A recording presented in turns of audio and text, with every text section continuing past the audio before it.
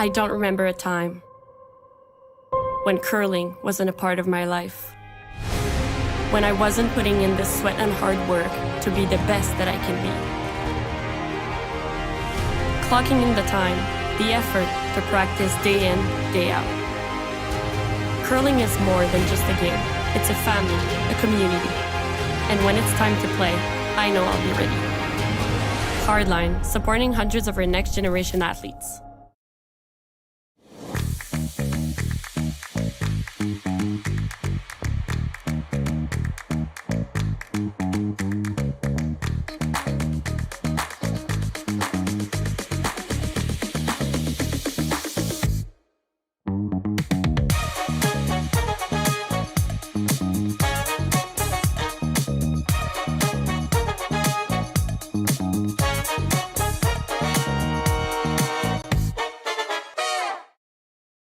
We asked Saskatchewan what they know about 5G. More speed, more innovation. It's going to make our lives a whole heck of a lot easier. This is what 5G looks like.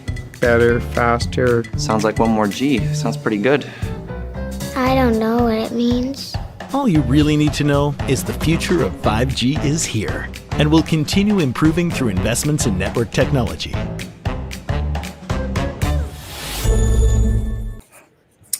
Good afternoon, everyone, and welcome to the RBC Dominion Securities Western Showdown B qualifier game now. It's Jim Nix with Sam Steep on fellow microphone and Connor and Cailey looking after production and cameras. Looking for a really good game here, Sam. I think these are two top-notch teams. Yeah, this should be an incredible game. John Epping coming off of a loss in the A final, qualifier final. Yeah, over Mike McEwen. Yeah, both A qualifiers are great games, different games. Certainly, first one was a squeaker, and it was second one ended up being a squeaker, and as Rylan Kleider had to fight his way back against Matt Dunstone. So Gushue's on a bit of a streak here. He did lose his first game in this event and has won out since then. And as you said, Epping won his first couple and then lost just earlier today. Both teams, neither team afraid to play, that's for sure. Yeah, this should be a great B final. Both skips known for being able to make the big shot.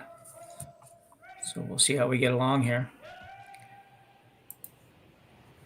I haven't got the cleanest of screens on my end, but we'll go with it. So Gushue with hammer here in the first end. Very nice shot there. Tanner Horgan. Yeah, good sweeping. Really big game, obviously. No one wants to drop down to the sea. If you win this game, you get tonight off, get to go to bed early and rest up for playoffs. Obviously, both teams wanting to do that. Our other B final, Team Cooey versus Team Kleider. Kleider just losing the A final and having to play back-to-back. And Cooey on a roll with 3 wins in a row.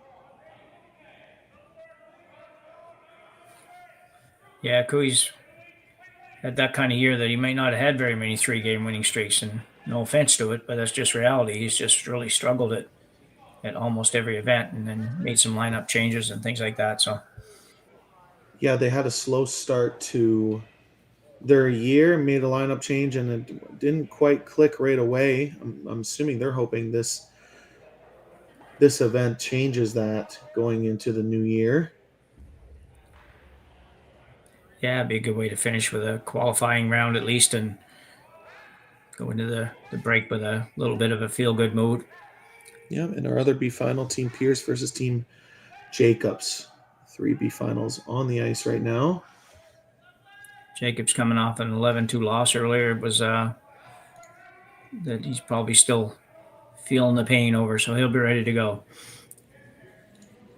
The other sheet you see on the screen is the C quarterfinal, Team Moonybrook versus Team Charlie Thomas.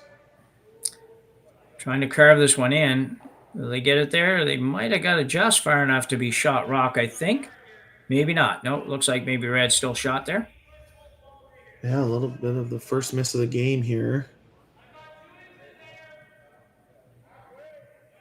For Team Epping, we know if you slightly overthrow, the rocks do run quite a bit straighter. Very weight-sensitive ice. Yeah, the teams do such a good job of matching that up. It's like, as great as the ice is for myself or guys like me now, they're well past their real competitive days, go out on this. It's really hard to match up the weight for the ice, and these guys have it figured out right from the get-go. Brendan Botcher now with his second stone here in the first end. Brendan, the newest member of the team Gushue. Been there a little while now, though. It's not new anymore. They've had quite a bit of time to get used to each other. Yeah, they've played quite a bit since the pickup. I think this is their fourth event together with Brendan Botcher. Haven't quite clicked maybe as much as what Brad Gushue would want, as clearly he was the number one team in Canada, still ranked the number one team in Canada. Yeah, world ranking slipped back a little bit, but still a team that most teams wouldn't want to have to play to win against, that's for sure. Yeah, and a pretty good hit for Brendan. Does leave a pretty big pocket, but Gushue having hammer. They don't seem too stressed about the situation they're in yet.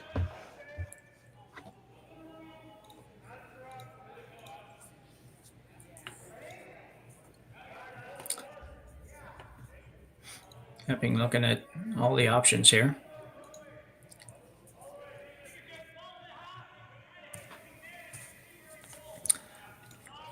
So the younger Horgan brother, Jake, now playing third for Team Epping, will get ready to throw his first one. Can't really do much with the Reds that are 1 and 2 in the house, so he's going to play the out-turn draw into that kind of pocket, which should take away the Reds.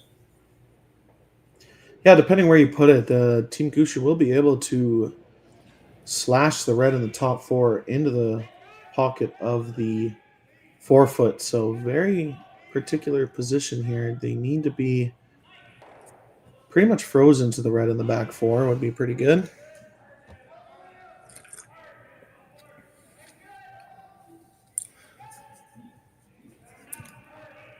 Weight looks pretty good. Sweeper's on it now. May have waited just a little long. I guess it was never going to get there.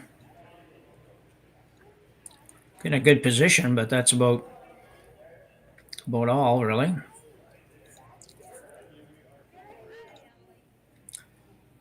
Mark Nichols will now survey what he'd like, or Brad Gushue will survey what he'd like Mark Nichols to do. Kind of hate to leave that yellow one there if you're Gushue, but you might not really have a choice. Yeah, you really do have no choice. You have a chance to draw and sit 3 here. Obviously, that yellow is in the control zone, is what I call it, in that top 12 foot and very easily raisable, but really no point in hitting it right now.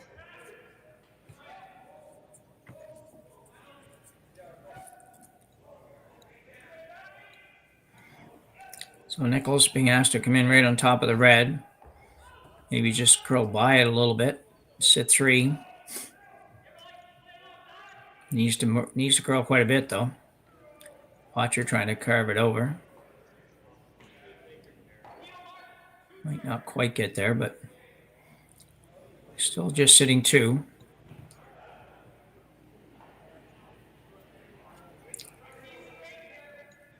Jake Horgan, recognizing the importance of the situation right now, decides to go down and have a look close up.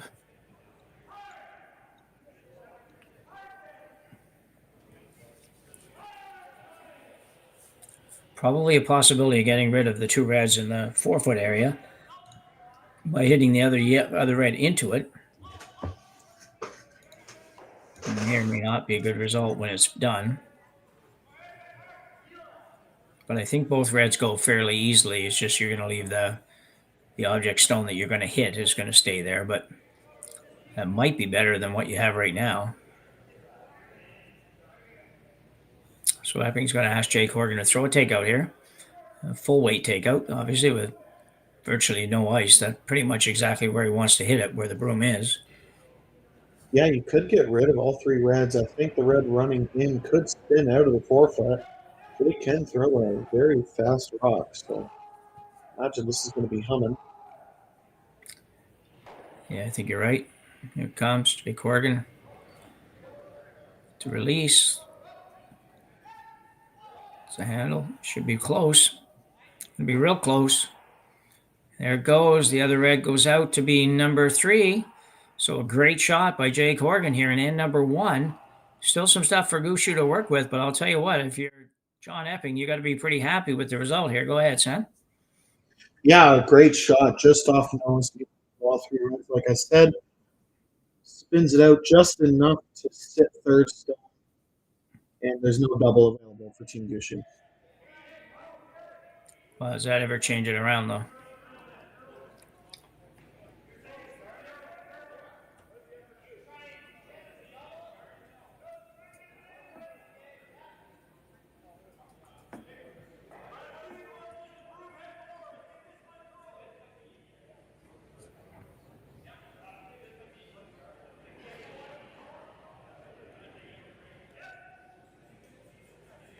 Mark Nichols throwing some weight at this one.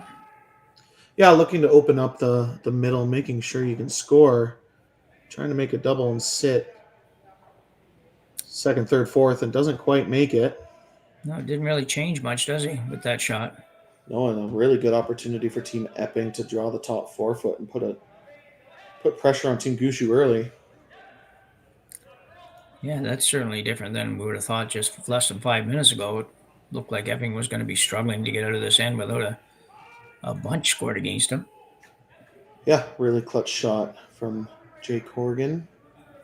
Gives John now an opportunity to draw the top 4-foot behind 2 center guards.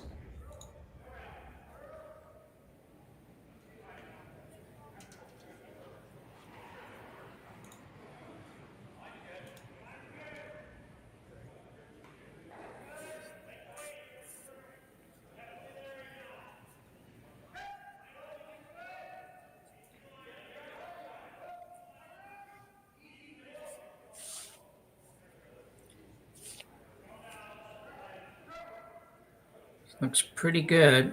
Might be a little deep. Got to curve it over there a little bit. It's not bad at all.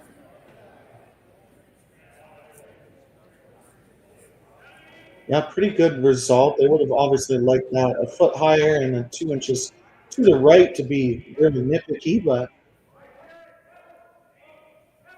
still a very difficult shot for Brad Gushue, needing to play back 4 weight and tap this stone a couple of inches and stay on the nose.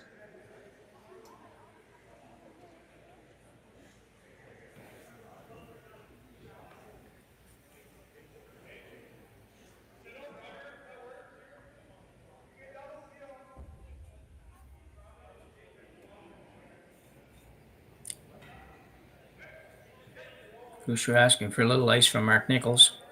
A little less ice from Mark Nichols. I don't know if he moved it. He must have, but I thought maybe he just moved his body over a little couple inches and that made it look right. I don't know. Gushue looking to come down, just bump this one a little bit. Be shot rock.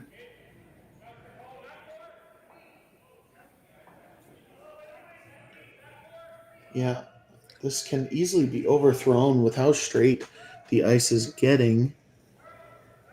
Really weight sensitive shot, and this is way out there right now.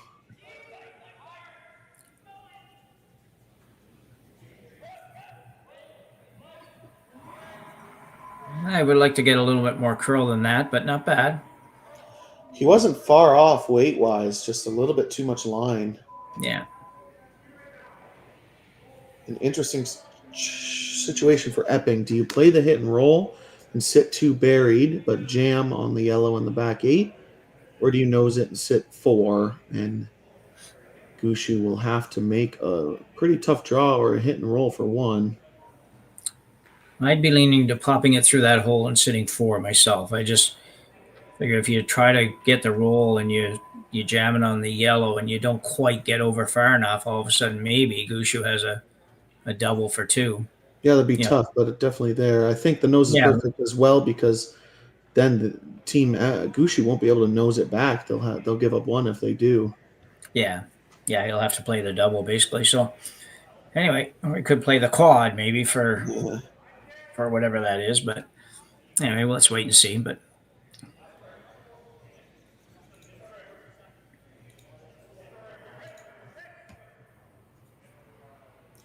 John Epping's last rock here in the first, looking to put a ton of pressure on Gushue early. Nose or just off nose.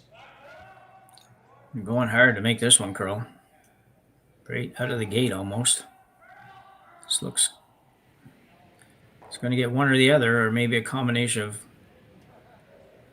See where it goes. Excuse me, it might have got away from it, but that was the fear for me, was that you could possibly set up a double here. I don't know if Brad can get quite enough of it. If he could get to the nose of it, he could actually make a triple here for many. Yeah, but it is about a quarter buried. Yeah. Most likely playing the hack weight double for most likely 1. That yellow probably jams on the outside yellow. Pretty tough to make it for 2. It might be there, but these aren't Grand Slam rocks. They certainly aren't as quite as lively. So pretty difficult shot. Needs to make the double for 1 at least.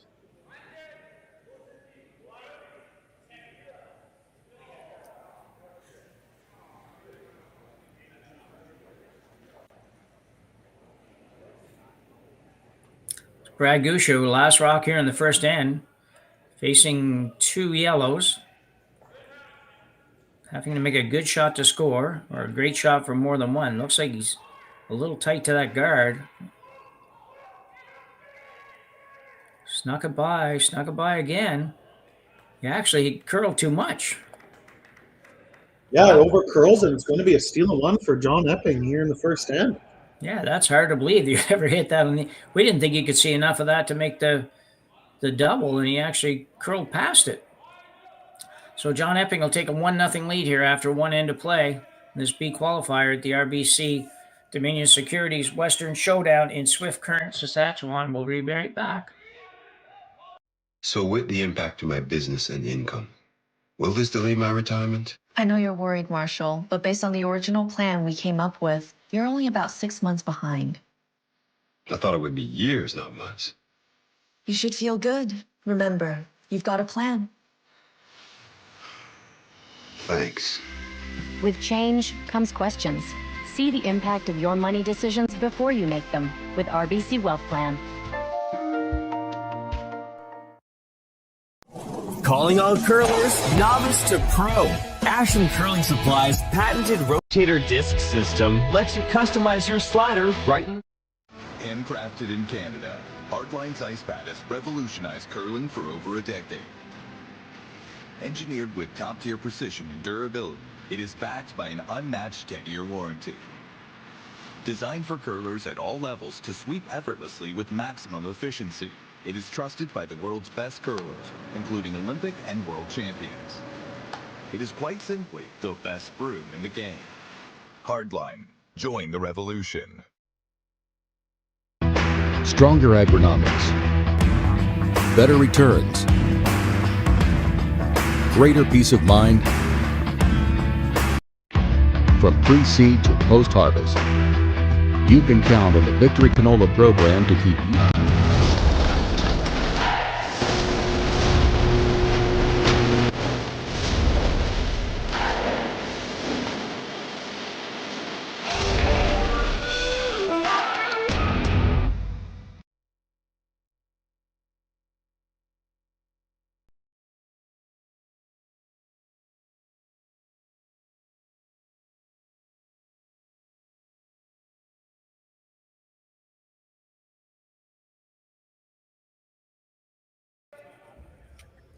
We're back for end number 2.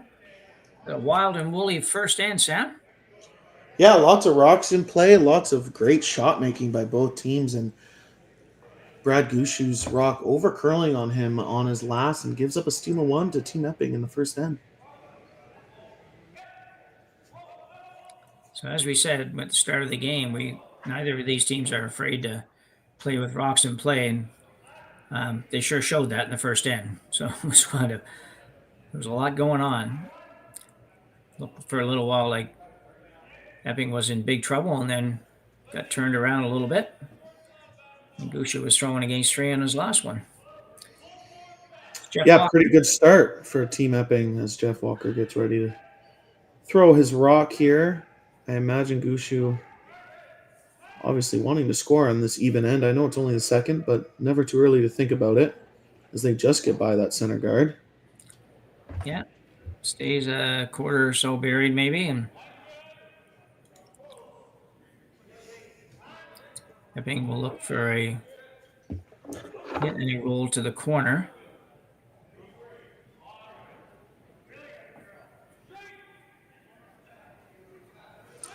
Tanner Horgan now. Tanner had a good game earlier today. He was just on all the real delicate shots. He seemed to be just that 6-8 feet light all the time. So hack weights turned into back 12s and board weights into hack weights. But for the most part, it worked out quite nicely for him. He had pretty good touch. Get a little cool to the corner, and they will make that. Not quite, but pretty good effort. Tanner Horgan. Yeah, both teams trading hit and rolls. Whoever gets buried first will take the advantage in this end.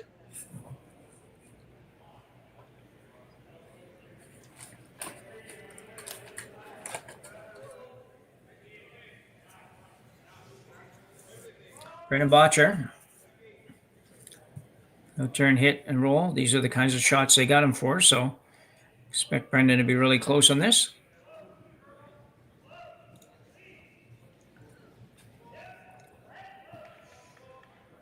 Mark Nichols on a little bit. Jeff Walker will take the roll, but I think it's going to roll. Oh, you're going to try to roll it all the way over. Gushue jumping on that.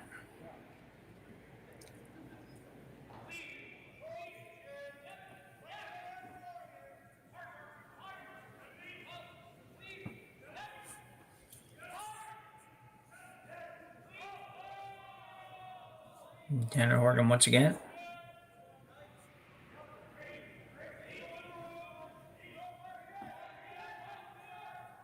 Yeah, like I said before, first team to make perfect roll is going to have an advantage here. Those guards being in the mid guard zone, 2 to 3 guard zone.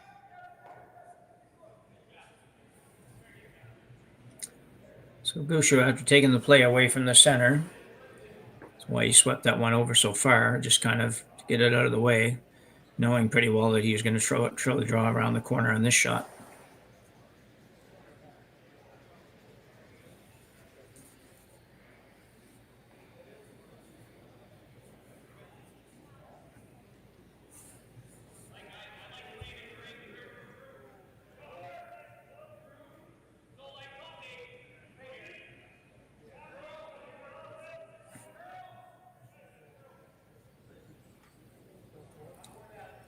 Jeff Walker now trying to move that one over. Probably get it over there. Most of the rocks going around the corner guards get fully buried. It's just a matter if the corner guard's too long or not. Yeah, it's just the curl of the wings are a little bit straighter today. And Epping this morning made a lot of these backline hack weight hits around corner guards. See if they can continue to do so. Yeah, they really did. I did that game. You and I did that game, and it seemed like they had no trouble. It didn't matter what they did; they could get to it. And get to it solid, like half a rock sort of thing. So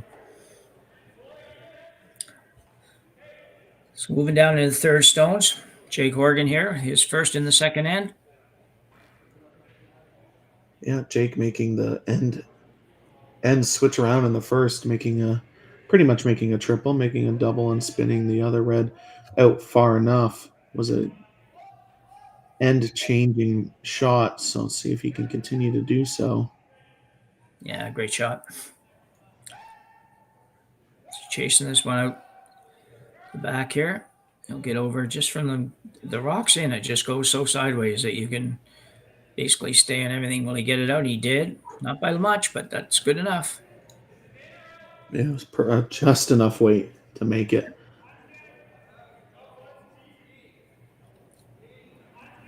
And that's what this team Epping did so well this morning. Though they lost, they threw those backline hack waiters just the perfect weight, except for like one or two shows where they didn't quite eliminate them.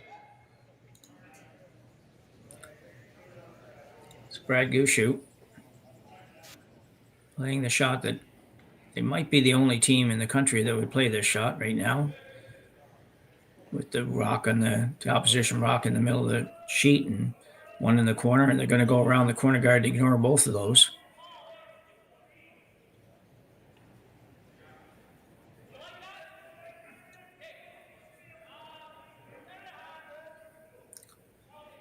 Looks pretty good.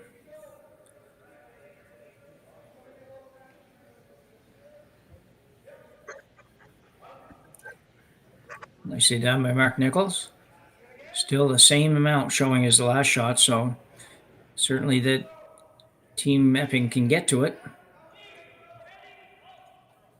And if they do and roll to a similar area, you can sure that Gushue will have to play ahead after this one.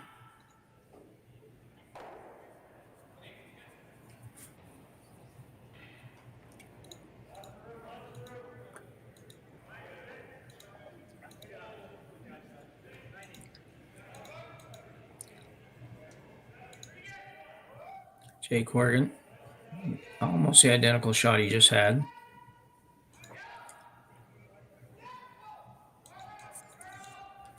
Other Tanner just keeping a little bit clean. Ian McMillan carving it in. Got to go a little harder. Don't know if they'll get that one out, and they will not. Yeah, mission accomplished. Though they're sitting three. No triple. Could make the hit and freeze. They're not out of the woods yet, but it'll be pretty tough to get that red into play from multiple points. Yeah, quite possible.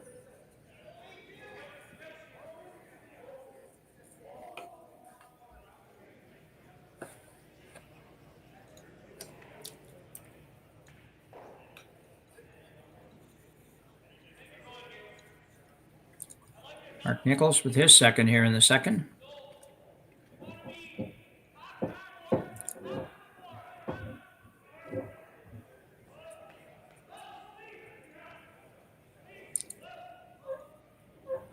Just clean. Now Brendan getting on it. He needs to roll a little bit. Nicely done. It doesn't quite roll to perfection, but it is pretty much 3/4 buried behind that high center guard. Now John has to make a decision whether to make a hack weight hit and roll or to just draw.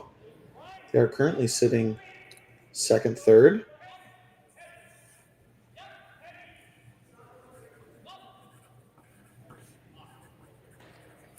And Epping is going to chase this one on the out turn. There's all kinds of room. Probably could curl and miss it on the inside if you underthrew it too much.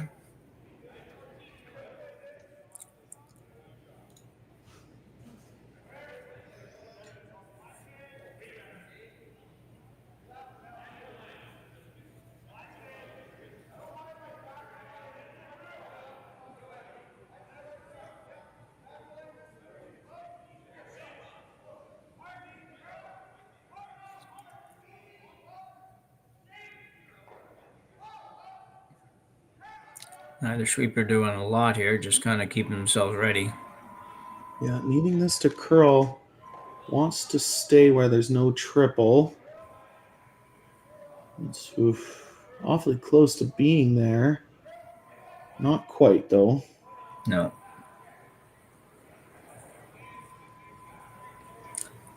Yeah, probably would have liked to have gotten just a little bit more of an inside roll for Epping. Not much, maybe, but a little bit just to make this a little tougher. But Brad's probably going to be drawing no matter what you do. Yeah, it's either play the hack weight just off nose and plant your shooter right there, and Epping will probably just play a pick, or draw frozen. Yeah. And that's the call they're making, is the freeze. It's a good call because if you make it perfect, it's very Team Epping needs to be very careful because they could leave a triple for 2 or 3. Yeah, exactly. You got to be really careful of that.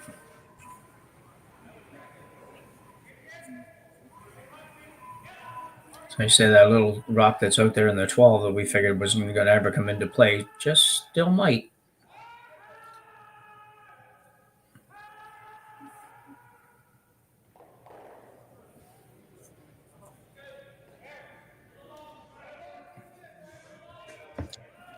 Gushue with the outturn. Called a draw. Might be a little bit of a tap, but it's pretty much draw weight.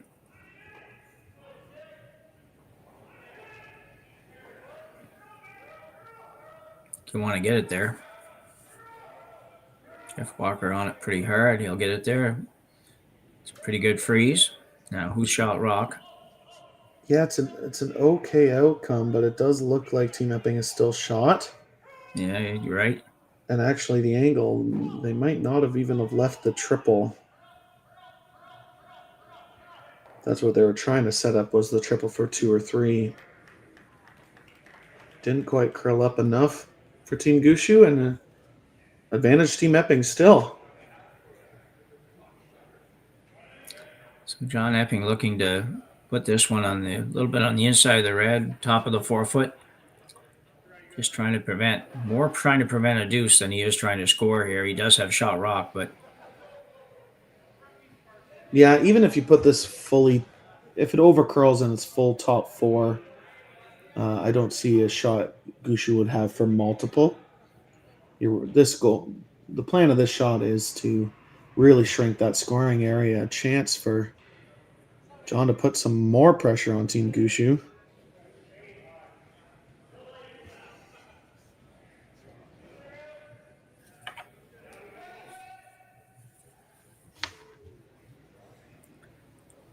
They're working pretty hard on this.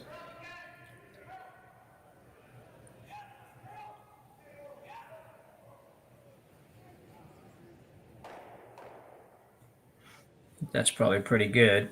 Yeah, great sweeping to even get as far as it did. Probably leaves a T-line tap for 2, maybe. You'd have to be perfect. Basically just miss that center guard and tap that yellow 1.5 inches for 2. Looks like he's probably playing that, because I suspect if he was just playing the straight draw, he'd take a little bit more ice than that. Just to give himself a little bit of room, but yeah, another weight sensitive shot. If you overthrow this by 2 feet, it's not going to curl enough. Obviously, Brad's been known for his draws to the 4-foot for so long. Another opportunity here. Tough shot, but it is for 2 when we.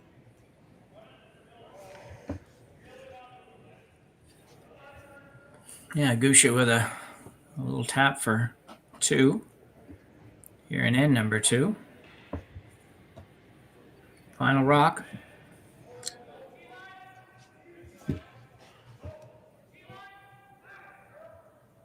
Jeff Walker on it right away.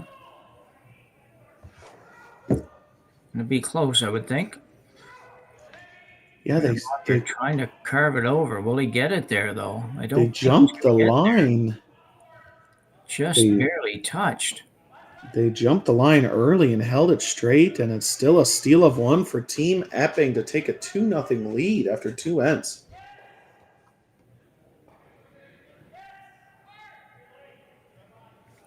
So we'll be back right after the break.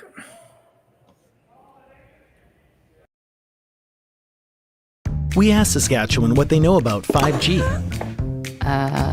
More speed, more innovation. It's going to make our lives a whole heck of a lot easier. This is what 5G looks like. Better, faster. Sounds like 1 more G. Sounds pretty good. I don't know what it means. All you really need to know is the future of 5G is here and will continue improving through investments in network technology.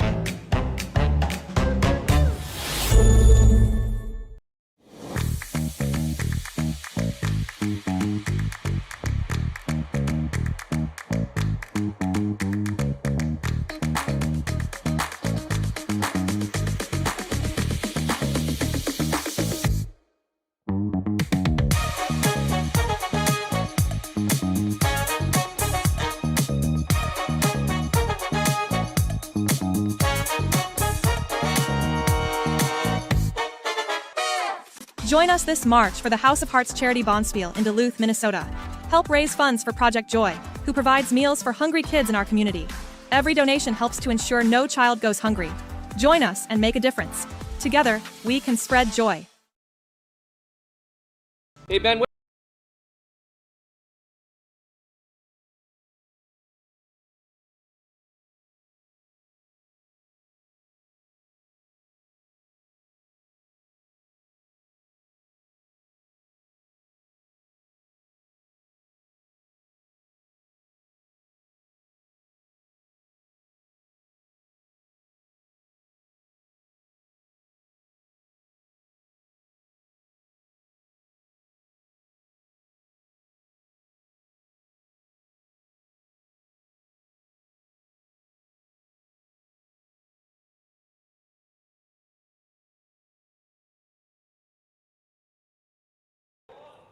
So we're back. Gushue has had hammer since the start, but has yet to score. And Jeff Walker leaving that his first guard a little bit higher than he would want anyways.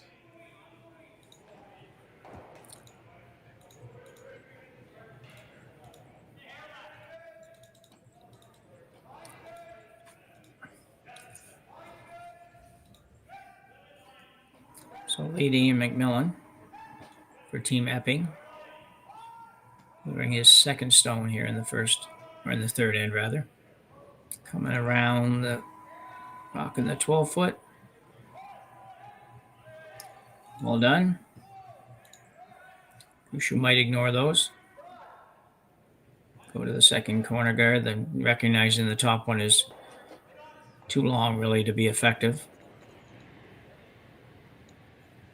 Yeah, being down 2 after 2, probably looking to be a little bit more aggressive now. There's been rocks in play, just haven't quite executed the way Team Brad Gushue normally does anyways. Yeah, it hasn't been for a lack of effort in putting rocks in play. This one's really light as well.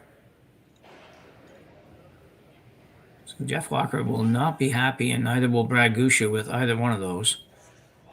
The first one you say, okay, you're there. Now the second one, you've got to throw it onto the Brandwood logo there, or Brandworks logo there, and it's did not come close to really getting to where Brad wanted it.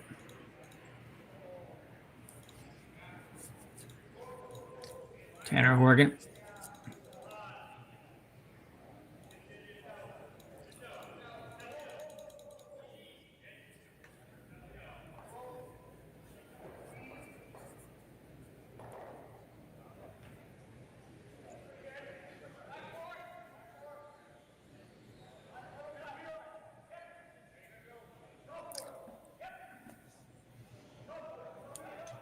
Gushue's probably got to run something here, I think, and just... Yeah, they need to, with those 2 corner guards being as high as they are, and pretty much center guards at this point. A little bit of trouble here for Gushue early. Going to need to make a run back. It's been all Team Epping so far this game.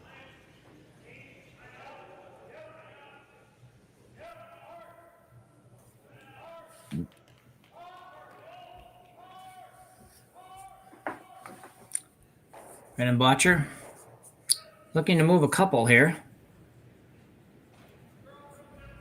Jeff Walker working on the curl. He's going to come up. Should be able to make some contact with the back, and he won't, and he'll leave the center guard.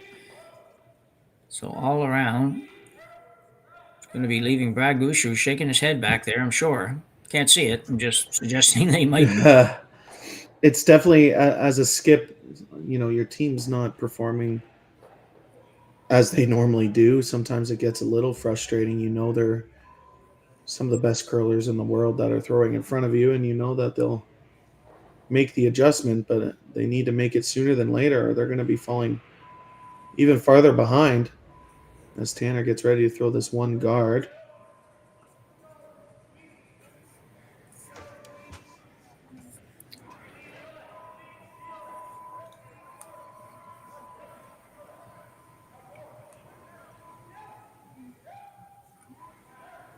And we'll get it over. This end is getting very, very messy for Gushue. Oh, pretty much a perfect guard from Tanner. Those one guards can be very difficult and very easily overthrown because you don't want to hog it. And no mistake. So an opportunity, though, for Botcher, if he can make a really good double run here, he actually might be able to make a double run double or something close to that.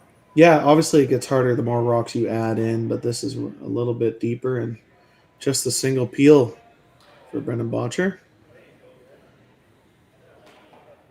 Brendan and Rachel Holman recently qualified for the Olympic mixed doubles trials that will be happening over the Christmas break.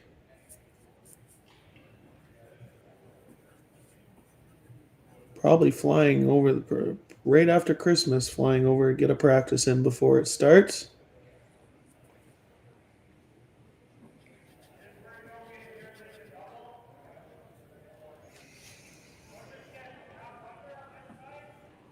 So Jake Horgan now will be asked to throw another guard. John Epping's got to be thinking, how is this possible? I've got a 2-0 lead. I haven't had hammer, and all I'm doing here is throwing a guard like way out by the hog line practically.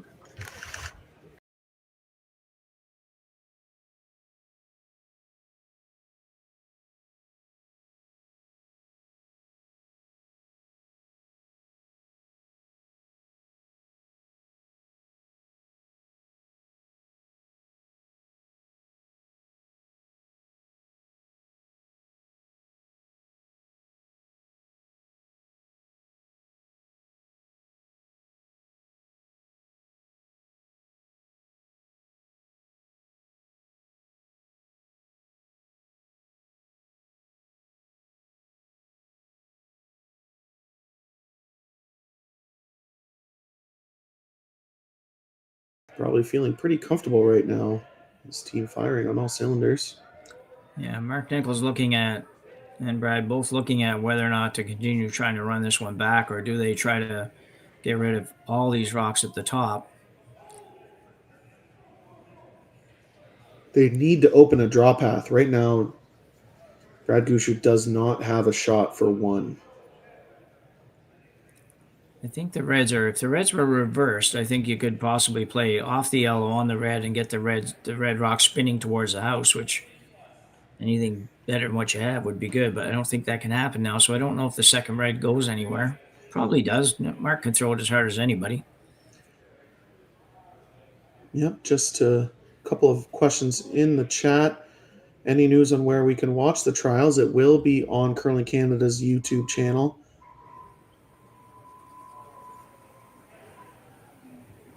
Which is exciting for younger audiences. YouTube is where it's at right now.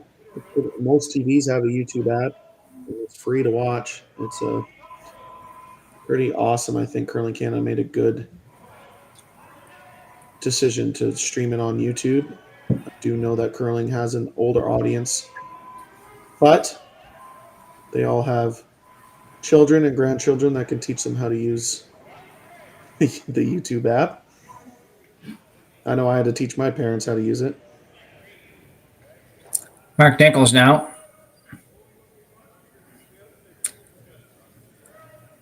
The peel attempt.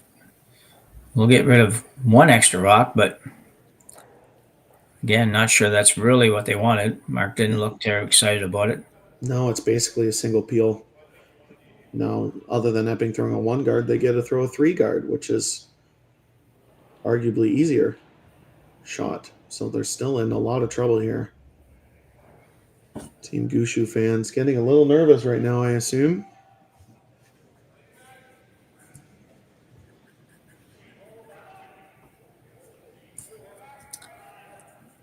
Jake Horgan has to throw a guard again, a little bit deeper this time, somewhere around the logo that's there. Just hold the line, make sure the line's good.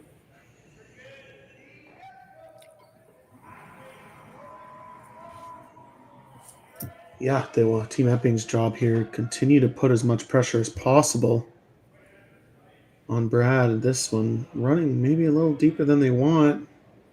Asking Tanner to carve this. Don't want to bounce off. Yeah, not a good shot. Yeah, Jake visibly upset about that. He knew he let Team Gushue off the hook. Yeah, you've given Gushue an escape. Definitely. It's not 100% an escape yet, but escape. No, it looks a little bit easier now. Gushue, they'll have to make a double, whether they decide they want to make the run double or just the nose double on the rock in the 12-foot. It'll still be, no matter what they decide, Epping will still be sitting one in the top 12 and probably will be able to draw the top 4 foot. So not out of the woods yet for Team Gushue. Yeah, I think if you hit this on the nose and make the double, I don't know if Epping will leave it there. That's the thing. But let's see. Jeff Walker trying to hold it straight. This one's over curling a bit. That's not going to be great either. Yeah, that's disaster for Team Gushue. That was a big opportunity to kind of get out of this end. Yeah. And just missing narrow from Mark Nichols. It's really bad now too, because even, you've got those stagger now on the top. It's even that much harder to get in. Yeah, there's no draw. If you look on the right side of your right side of the sheet, you can't get to the button. No, you have to just draw to give up one. Yeah, right now it's looking like a pretty difficult shot, needing to. That's why Team Epping's discussing what's the best place to put this stone. They're going to call a 3 guard to make sure that there's no run back double to sit second, third. I think is the idea here.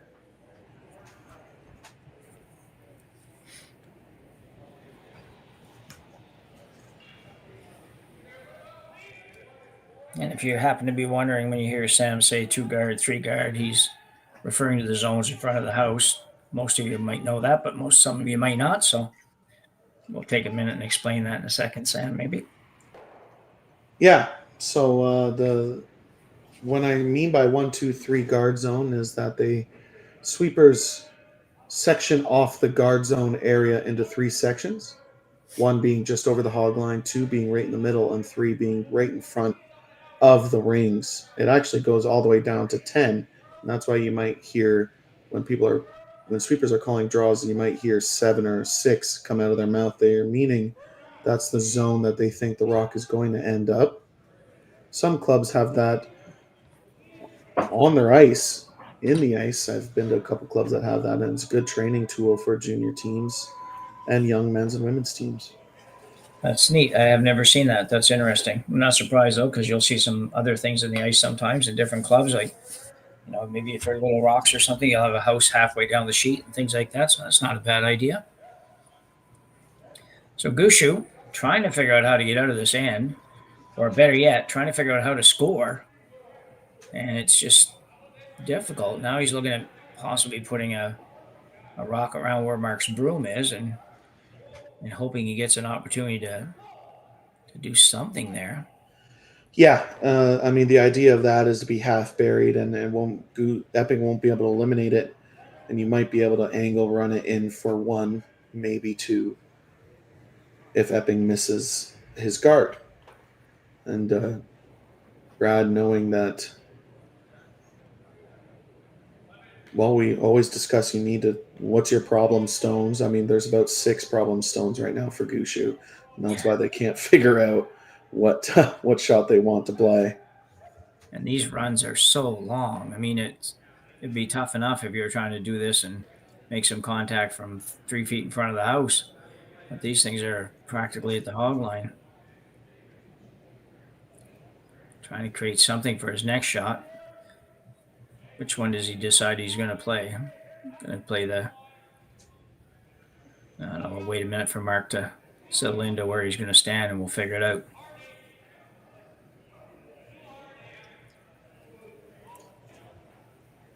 Yeah. I mean, if this angle run is made perfectly, could sit second, third after this. Certainly get rid of the stagger in the top 12. Obviously a very difficult shot.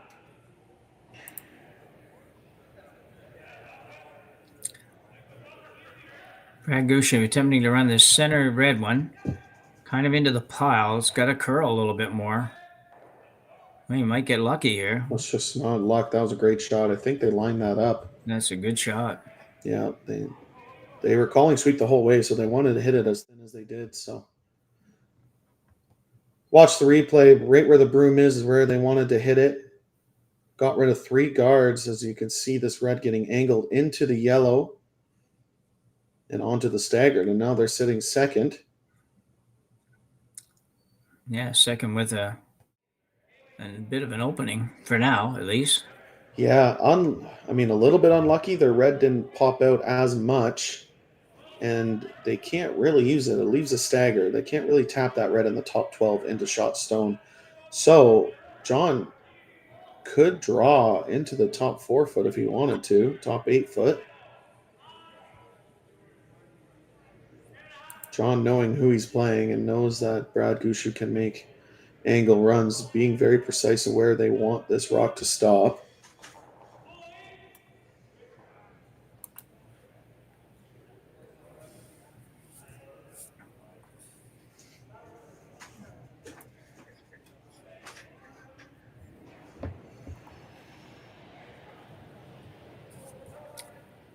So lengthy discussion here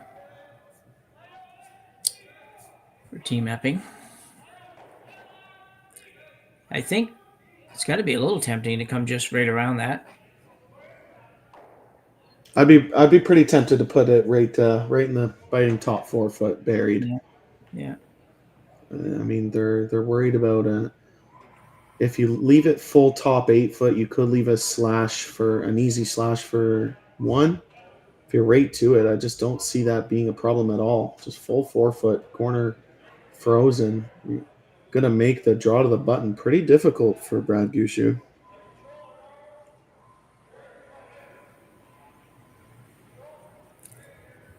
So I'm not sure. There we go. I'm not sure. I think they've settled on the draw right around. Yep. I guess, yeah. Yep. This is made. Brad's going to have to draw the button against 2. Well, at least he'll be able to do that, where before the previous shot, he wouldn't have been able to get anywhere near there. Yeah, he made an incredible first stone just to have that option. Still a good chance for John to make a good one here. Can't miss heavy is the only bad miss here. Doesn't appear he's going to be heavy. Sweepers were working it a bit there.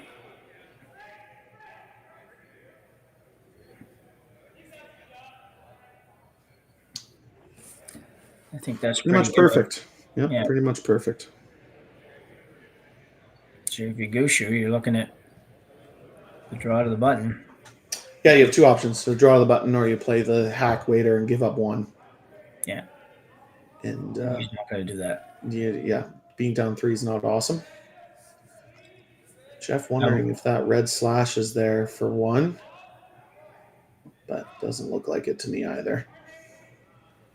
Well, we've certainly seen Brad Gushue make many of these over the years, so he's going to have to pull another one out of his hat here. And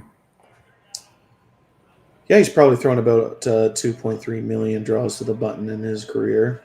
Yeah. Needs another one here. Needs at least full 4 foot to only give up 1. Put it right on the pin to get his first point of the game. So a big shot early in the game here, third end. For Brad Gushue, looking at 2. Need 4 foot for one. 4 foot to give up one and button to score one. Walker and Botcher on the brooms. Just a heavy clean right now, I think, for Walker. Starting to go a little harder now. They need to clear that top one. It's pretty good coming in. Can they get there, though? Will they get there?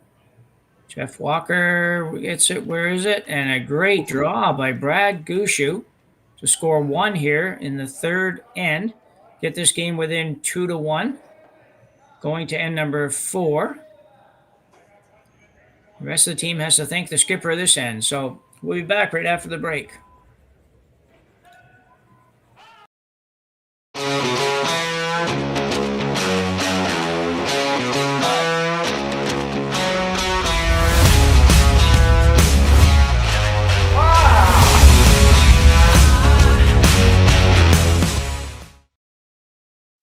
I don't remember a time when curling wasn't a part of my life. When I wasn't putting in the sweat and hard work to be the best that I can be. Clocking in the time, the effort to practice day in, day out. Curling is more than just a game. It's a family, a community. And when it's time to play, I know I'll be ready. Hardline, supporting hundreds of our next generation athletes. Saskatchewan, you know Sasktel because we're everywhere. Because being everywhere keeps us connected to you. With Sasktel sponsorships, we get to be part of your community. We're here with you, and we're here for you. It's easy to get started. All you need to do is apply. Sasktel cares. Always has, always will. To apply for sponsorship, visit sastel.com/sponsorships.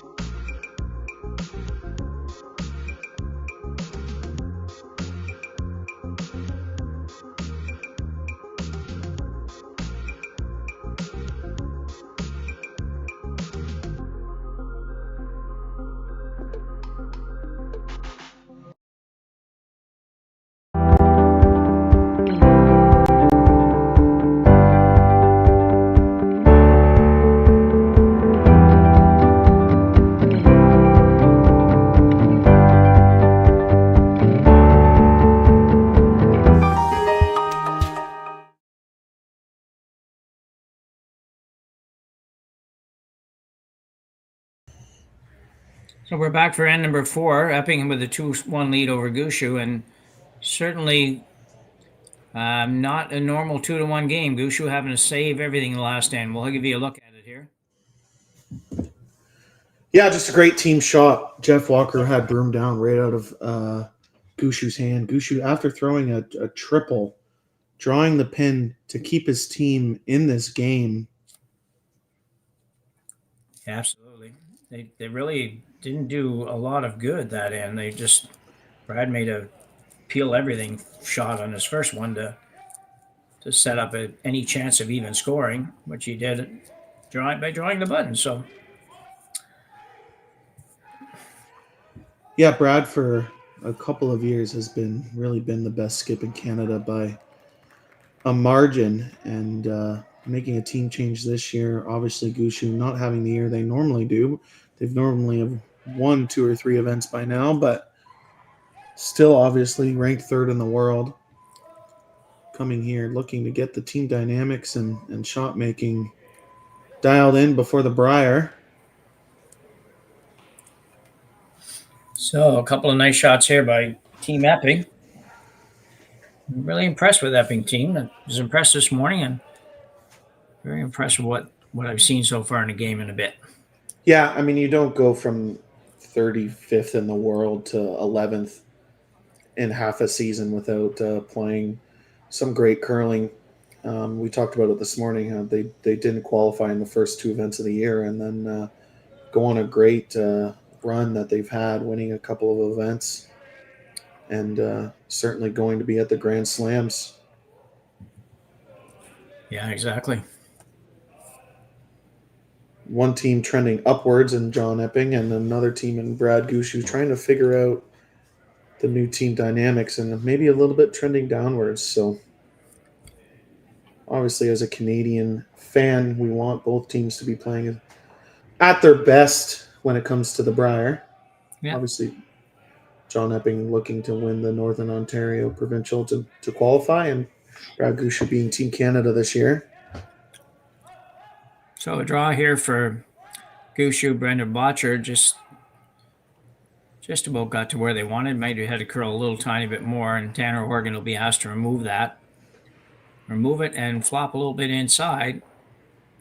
And if he does, Gushue will be in trouble once again.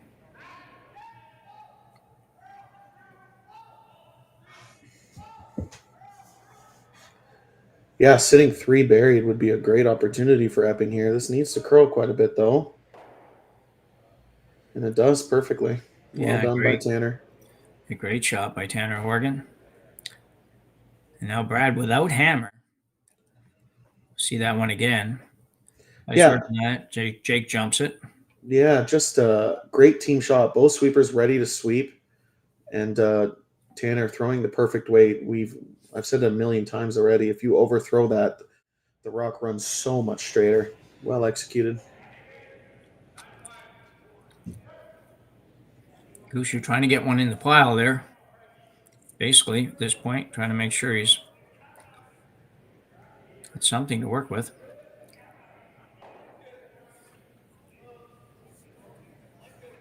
Yeah, looking to tap this yellow to the back 4 foot. Basically trying to generate a steal here. Steal 1 in the 4th, and the momentum could swing. Not looking good so far, though. This rock needs to curl. Yeah, Nichols trying to move it over, but it's going to almost get there, but not quite, unfortunately. Not a good result.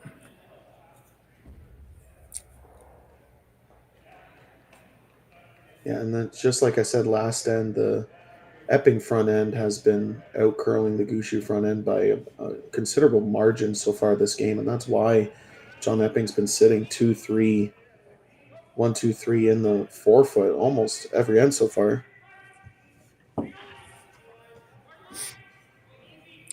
Tanner Horgan with his final stone here in the 4th end.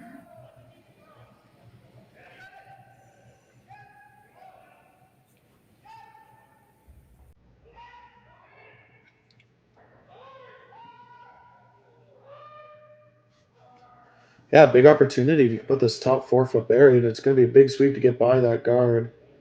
You're not getting by that one. No, just a little bit light. Caught the curl a little early. The right tolerance. It's funny how disappointed they could be for missing the right way. At this level, obviously, you don't want to give Team Gushue even a glimmer of a chance. You want to keep the gas pedal down. So Gushue is asking Nichols, what do you prefer? Do you like the in-turn draw, basically right to the button, or perhaps the hit and roll off the red?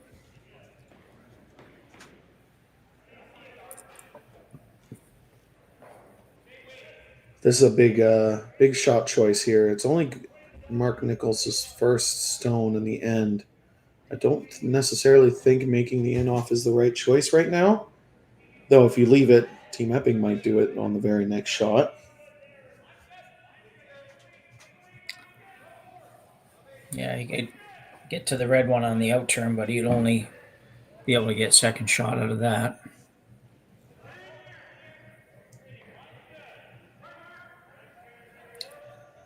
So Nichols with a tough shot.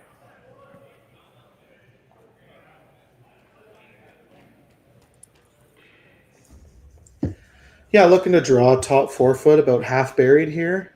Probably is the perfect position for this stone. Looking to change the momentum in this end. He finally got a half shot from Team Epping.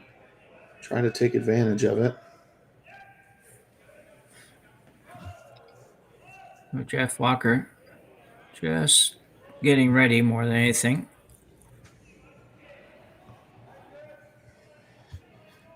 It's close. Very nicely done by Nichols. He even got shot rock. Yeah, that was a great shot. Forces Team Epping into the run back. Yeah. We were complimenting Team Epping's team shots. This one was well judged. Great line call, good sweeping. Both sweepers stayed close. Knew that it was basically a must make, or they were probably going to give up 2 or 3 this end. Still not out of the woods yet, but it's a good start. No, definitely not. Just a little straight back run here. Puts them right back into a very bad position, but at least for now. Yeah, they can't throw weight at this. They're going to have to throw like a board weight run back. They need a little bit of curl after the high center guard.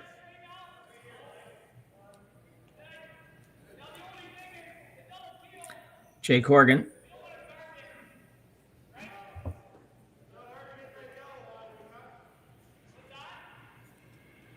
Opportunity for Jake to keep the pressure on Team Gushue. Hit this right on the nose. Going to be sitting 3 in the forefoot.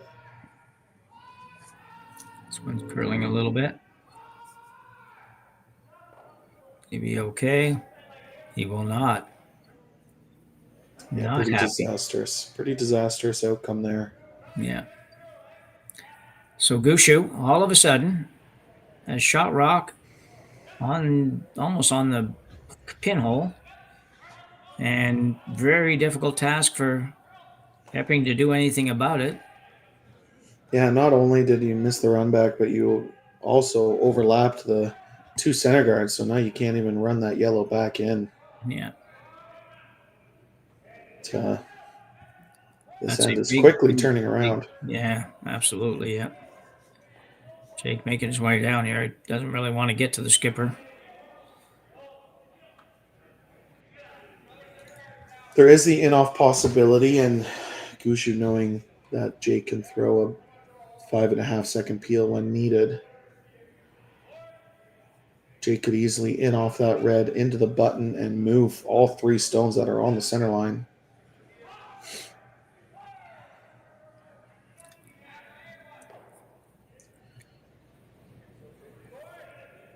Hasn't got a lot of other options, though.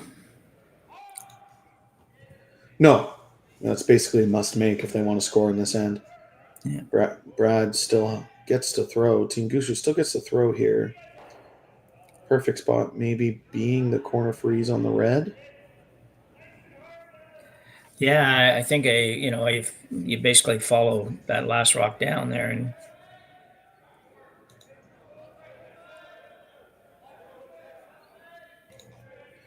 and smartly enough, they're going to take the in-off away from Jake Horgan. Hit about a half rock, roll into the yellow on top of the forefoot, and Team Epping's going to have a hard time scoring.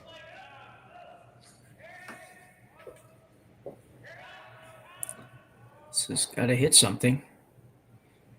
It does. Very interested as to why they threw peel weight there. I knew they expected to move both yellows, which they did, but if they just hit and corner froze, I don't know how John Epping was going to score. Now Jake makes a nice backline hack waiter. They're going to open up that button area. Yeah, and if the second red one, the low red one there, does go through that hole, it's there could be an awful lot of yellows around. That's true. Even if the red doesn't go out. A little bit of a redemption shot here for. He's throwing some heat at this, so. I don't hate the call either. That's 2 options. You throw the hack waiter, keep your shooter in front of the red, or throw the peel and try to spin both reds out of the forefoot and open up that scoring area. Team Epping deciding that's the better call.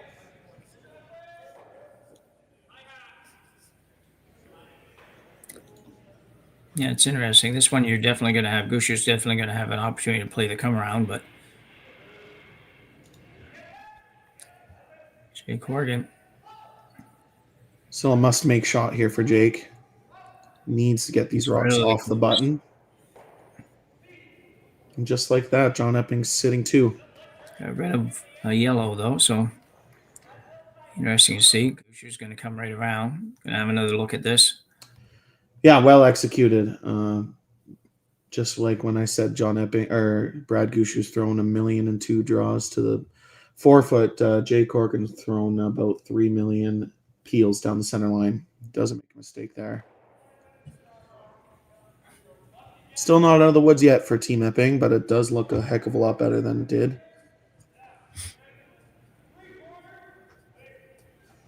So Gushue with an opportunity here.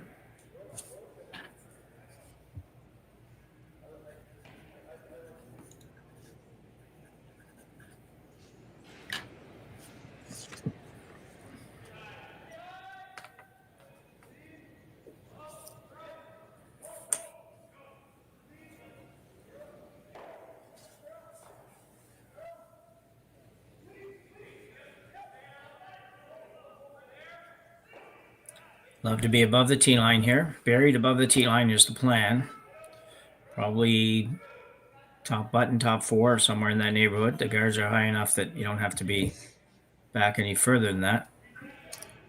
Jeff Walker trying to curve this one. I mean, the higher you are, the easier that red run back is. So they do want it a little deeper, though they went maybe a rock deeper than they wanted. Scoring in this end is very important for Team Epping. Even ends, keep the lead. Giving up a steal would just be a big momentum shift.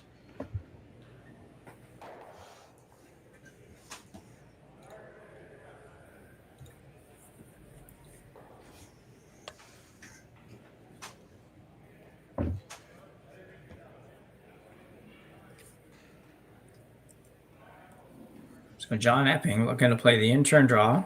It's basically a freeze. Pretty much a must make. Miss this light or heavy, you're going to be, probably won't have a shot to score.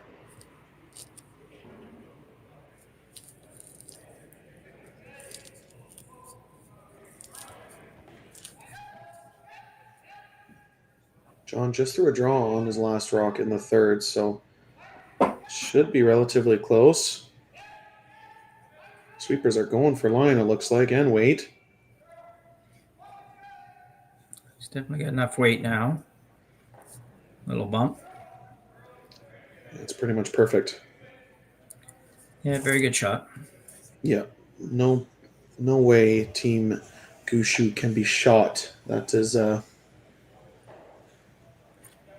team saver. Both skips coming out with clutch shots when their team missed in front of them.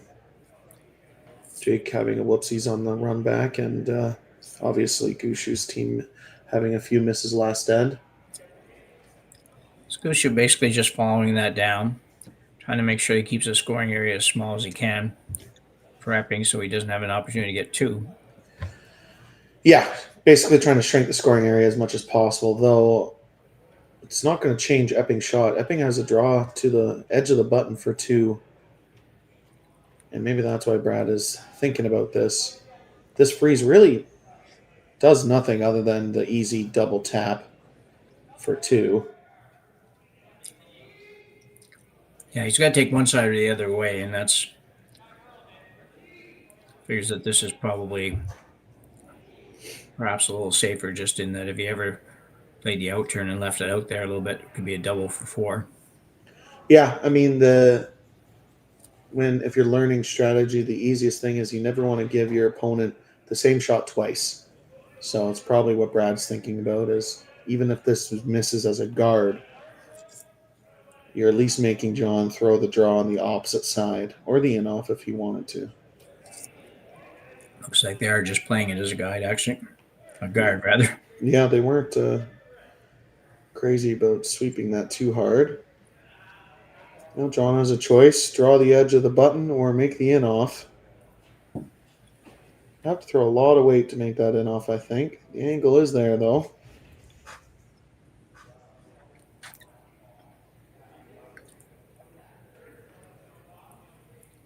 The draw does look super makeable, but maybe they just don't know that path.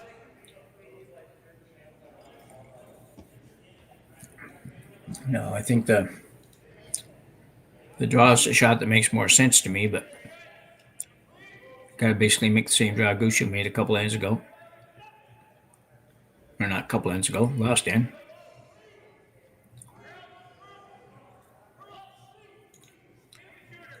Horgan brothers discussing it this end.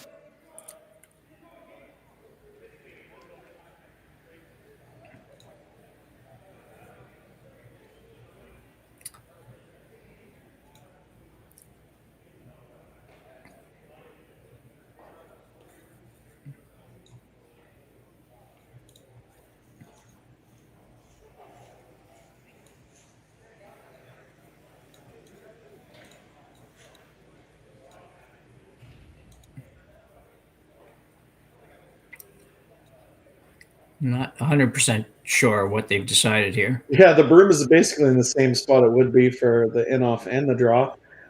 My guess is the in-off. Team Epping's been taking a lot less ice, and just the way Jake is cleaning the path.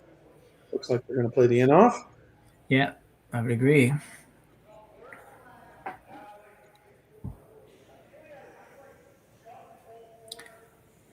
Really, worst case scenario, Epping is a 3-1 lead. Best case, 5-1 lead. Yeah, big extra point here for John Epping as he throws his last in the fourth. Needs about a thick half of this rock. It's going to be a little bit too thick. So a score 1 for John Epping here in the fourth. He'll take a 3-1 lead to the break here at the RBC Dominion Securities Western Showdown at the Swift Current Curling Club, Swift Current, Saskatchewan. We'll be back after the break.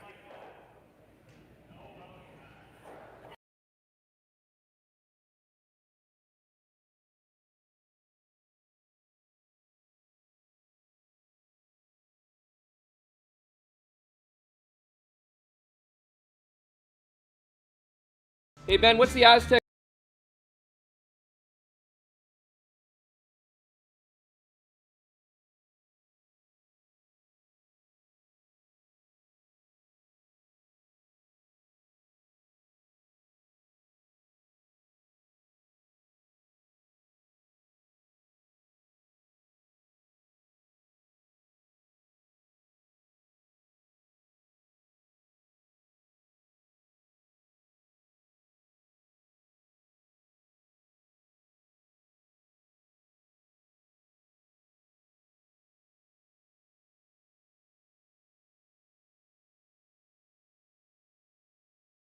For over 20 years, the Sandra Schmirler Foundation has granted more than $9 million to hospitals across Canada for life-saving equipment for premature and critically ill babies. In the past 4 years alone, $4 million has been granted thanks to the curling community's incredible generosity. The need continues year-round, and with your help, we can ensure every baby has the chance to grow up and become a champion, just like Sandra.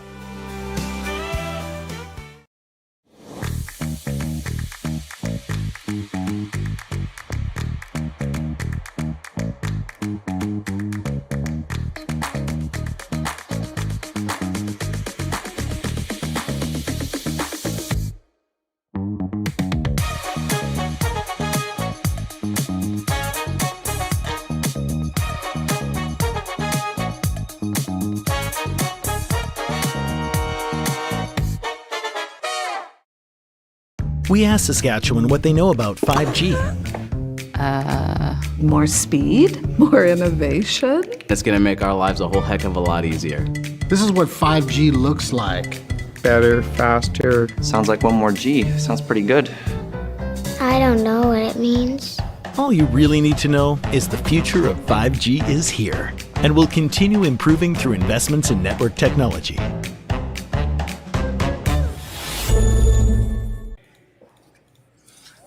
So 3-1 lead for John Epping over Brad Gushue at the halfway point in this game.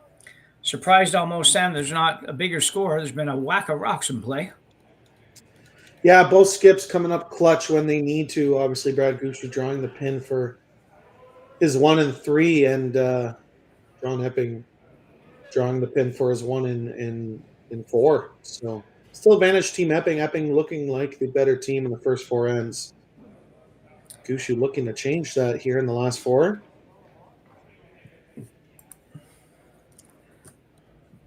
Couple corner guards up for Gushue.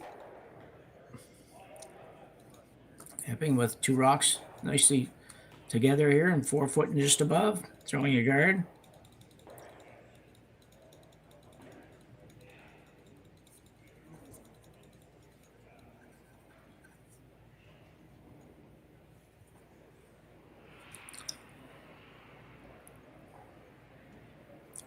Tanner Horgan with his first rock here in the 5th.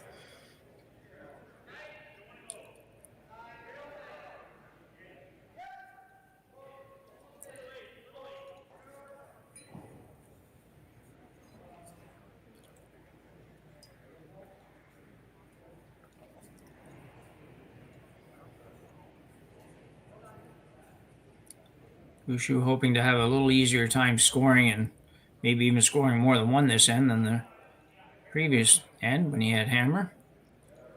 Not the 4th, but the 3rd. I'm going to peel the guard. Brendan Botcher.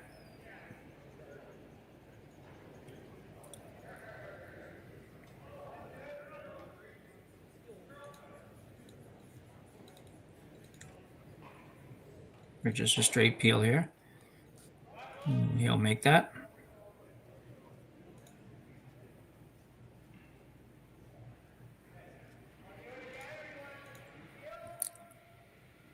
John debating whether to peel a corner or to throw the guard back up. Looks like they're going to peel the corner. Yeah, up to without. You're okay with the blank here. You don't love the scoreboard flipping, but a little too dangerous just to throw a center guard here with the hitting ability of Team Gushue.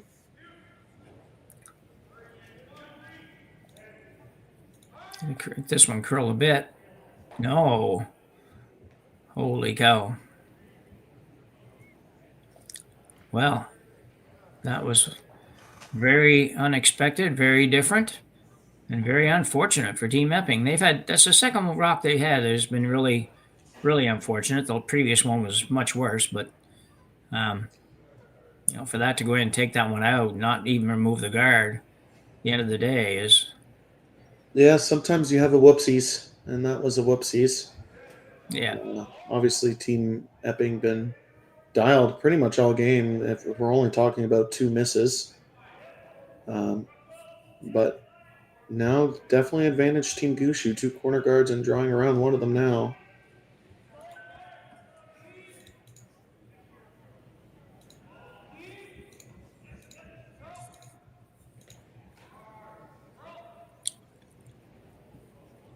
Well, that's not very good.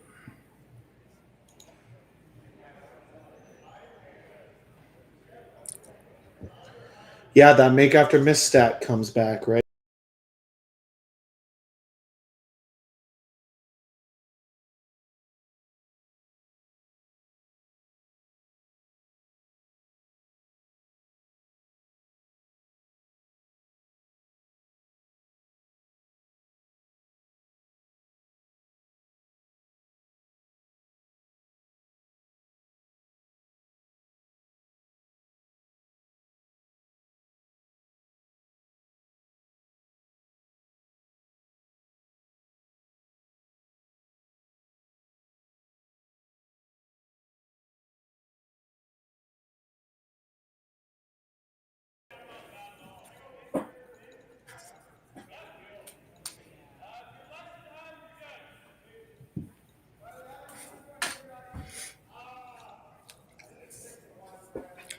Jake Horgan.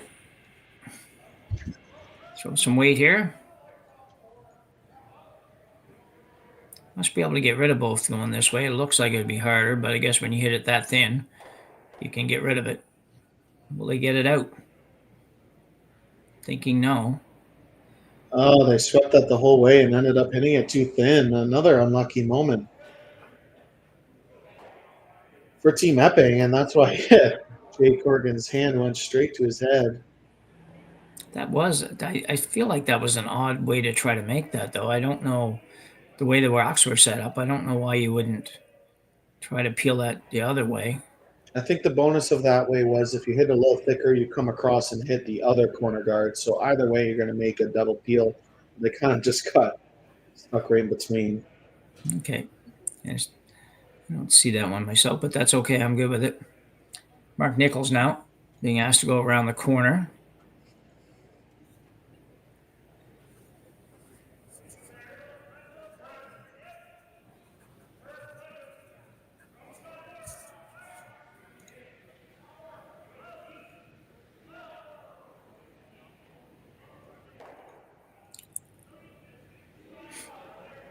This looks pretty good. Yeah, opportunity for Gushue to sit second, third. One of them will be buried behind a corner.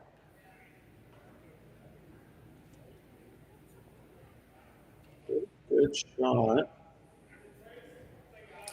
Should be an interesting call. John's had a lot of luck picking these out.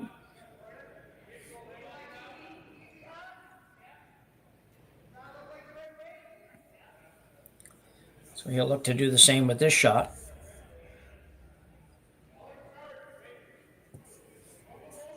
Yeah, it's decision time, dude. If you hit the rock in the back 12, it really doesn't help you. You almost have to chase this. Even if you do end up hitting the guard and rolling to the center line, it's a outcome. Yeah, true enough. My problem with this one is if you make it, if you just, you're probably going to set up some sort of double with the yellows, but can't really help that. You got to chase something. McMillan hard on the broom here. Horton going to get about a third of a stone. How's that for a little bit of redemption? It doesn't quite get all the way out. Well, fortunately, that one in the back, I think, went out. It looks like it. My screen's a little bit fuzzy, so I'll look at the YouTube screen here on the other machine. Looks like a little white there, but it's hard to tell with an overhead camera because it's not giving you straight down all the time. Yeah, it looks awfully close. I can see a little bit of white on the YouTube stream, but still, if Gushue makes this double, most likely leaving a double opportunity back for Epping. Yeah.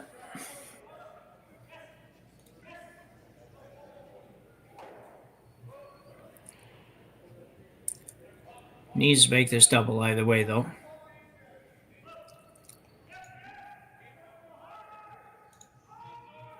Yeah, sweeping hard to keep it straight. Looks like it's going to overcurl. Loses that one and leaves the yellow. It's been the story of Team Gushue's day so far. They've had a shot to change and end a couple of times this game and hasn't quite executed it yet. Had almost no ice on that shot and overcurled a little bit. Oh, John Epping just about did a little dive there.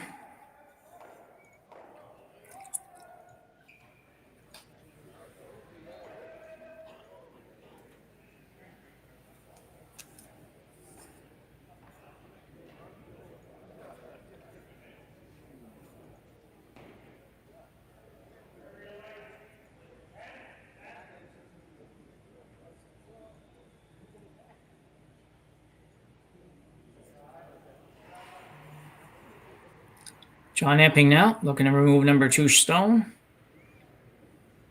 And stay, try to force Gushue into 1 here.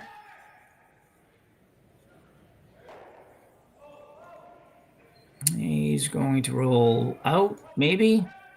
Nichols get it out. No, he did not get it out. Had everything into it.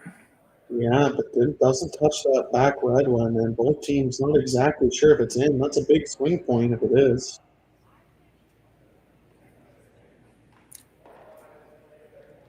It's one of those situations sometimes where the opposition wants to do the measure at the end to see if it's in or out.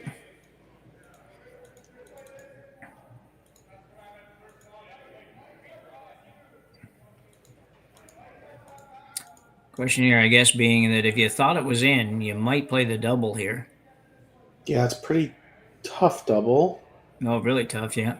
But, yeah, if it's not in, you're probably just drawing around the corner guard. That's what I would think, yeah.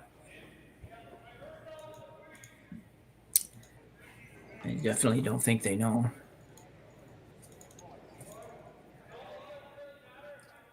Definitely looks out when I look at the other screen that has a little clearer view on it.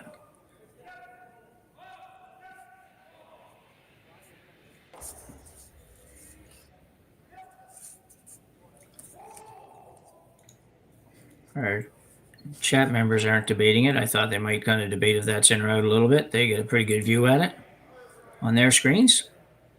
Yeah, I see white on the YouTube stream. I'm not 100% sure. Obviously, the rock camera isn't right over top of it, so it's going to be hard.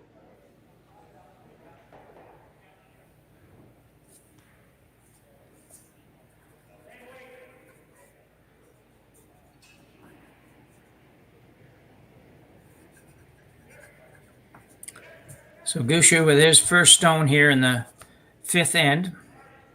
Still trying to find a way to get a couple here.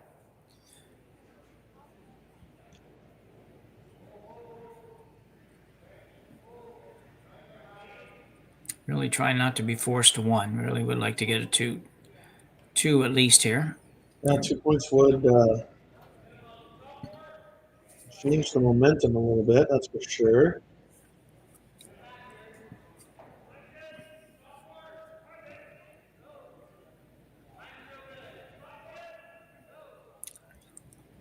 It's got a long way to curl. And it's got to get there. I don't think they're getting there. They are not. Not really close to the back rock. Brad's not happy.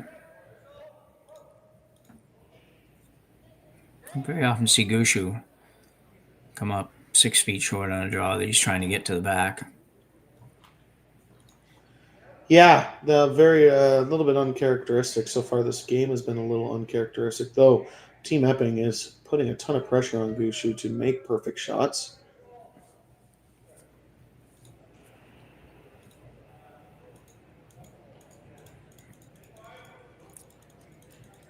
So John Epping with his final rock here in the 5th will look to remove the Gushue stone. Make sure he doesn't jam it on the back somewhere.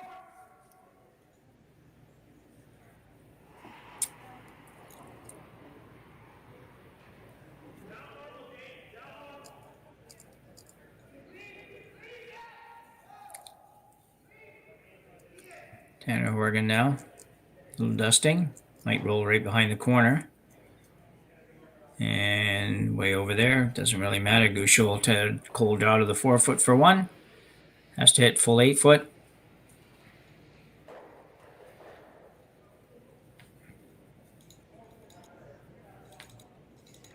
Gushue move the brush quite a bit in. Perhaps not quite as confident on the draw weight here as normally he would be. Yeah, I mean, I imagine you don't want to use the exact same path just because if it overcurls, you give up 1 pretty quickly.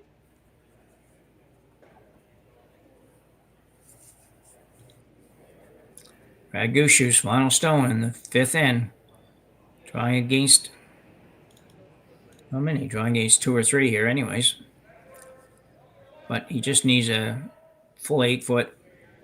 Piece of the 4 foot will do it, obviously. Jeff Walker keeping it clean. Slides in, going maybe right to the back one. No, he's fine. He did use the back one, which I assumed when he was moving it in there, he wasn't quite as confident after coming up a little shorter than he planned on his first one. So Gushue picks up 1 here in 5. Epping still leads 3-2 with hammer as we go to number 6. We will be back here in Swift Current right after the break. So with the impact to my business and income, will this delay my retirement? I know you're worried, Marshall, but based on the original plan we came up with, you're only about 6 months behind. I thought it would be years, not months. You should feel good. Remember, you've got a plan. Thanks. With change comes questions. See the impact of your money decisions before you make them with RBC Wealth Plan. Calling all curlers, novice to pro. Ashland Curling Supply's patented rotator disc system lets you customize your slider right in. Handcrafted in Canada, Hardline's ice pad has revolutionized curling for over a decade.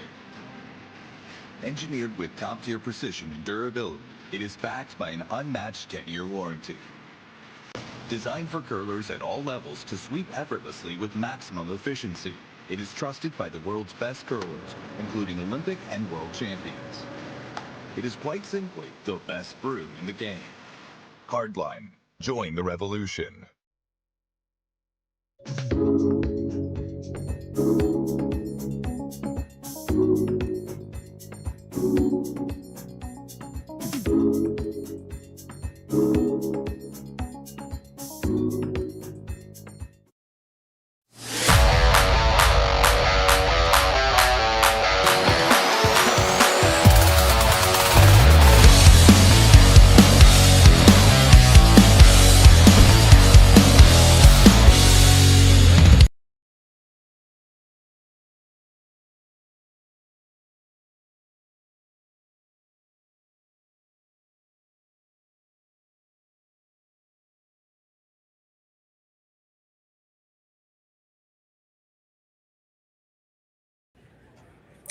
So we're back here.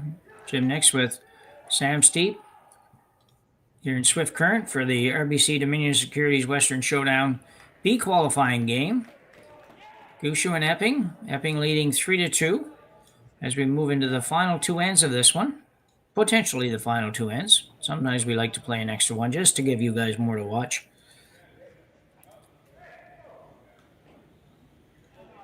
Yeah, it's been a back and forth game. Both teams having some opportunities every end to put more pressure on the other and haven't quite capitalized. Team Epping having the edge in the shooting percentage. And up one with Hammer in the sixth in a very good position to win this game.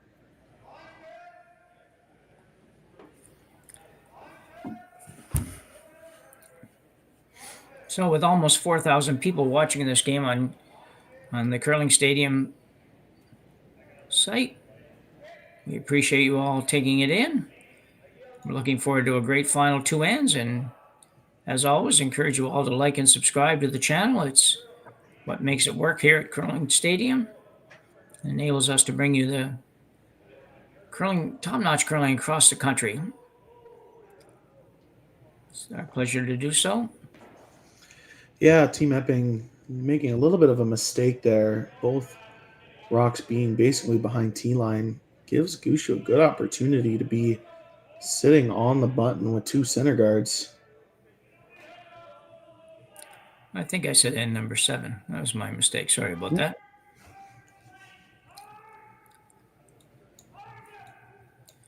Going hard, get this by. And they will squeak it by. Brendan Botcher with a great shot there. Brendan's had a couple of rough ones in this one, so I'm sure he's pretty happy to make that. Big end for, so we say this every game, 6th end, big end to score. Big end for both these teams to score.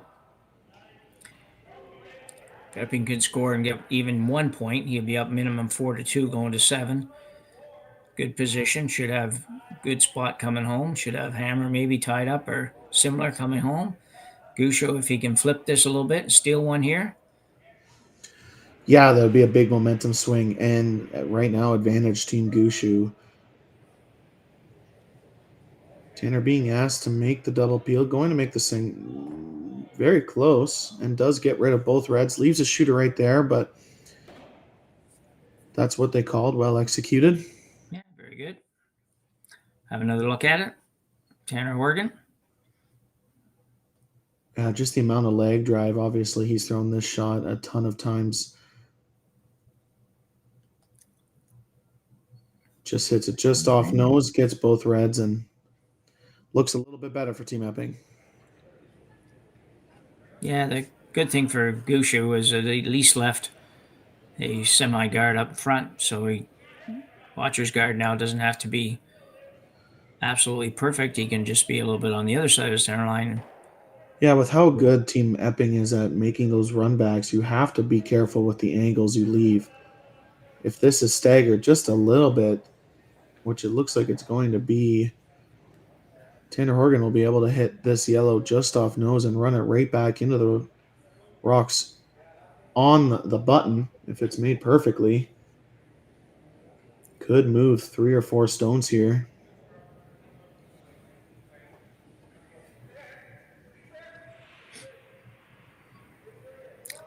Tanner Horgan with the big weight once again. McMillan trying to curve it over, and he will get there. Gonna miss the back one. It's a big deal, really. Yeah, missed opportunity there for sure. I mean, obviously it's not easy to make 20-foot double run backs, but that was the opportunity to maybe change the angles. They'll probably get 1 or 2 more chances, but the longer it takes, the harder the shots are going to be. Advantage Team Gushue in this 6th end. So 3rd stones, halfway through this 5th end. 6th end. Jeez. Something doesn't want me to be in the 6th end here in this game. Trying to make it the 7th or the 5th. Mark Nichols delivering the guard here.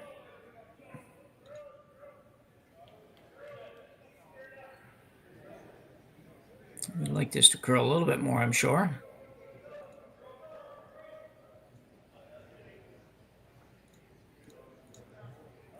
Well done.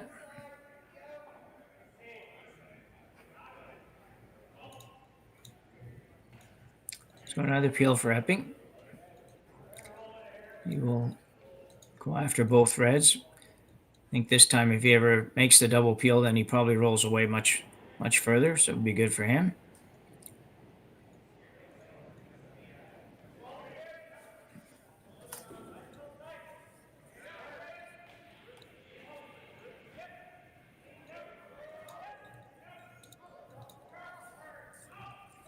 Jake Horgan this time. Gets one, misses the back one as well. Almost an identical shot to what his brother just had. Yeah, actually just ended up being a little bit worse, leaving your yellow in pretty much as a center guard. No secret for Gushue. Keep throwing those one guards. Try not to line up an easy double run back is the main goal.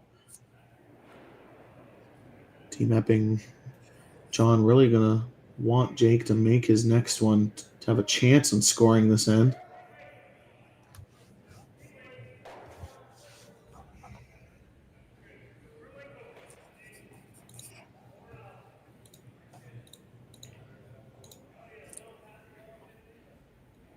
Trying to leave this fairly high. You don't want to get any closer to the other red one than you have to.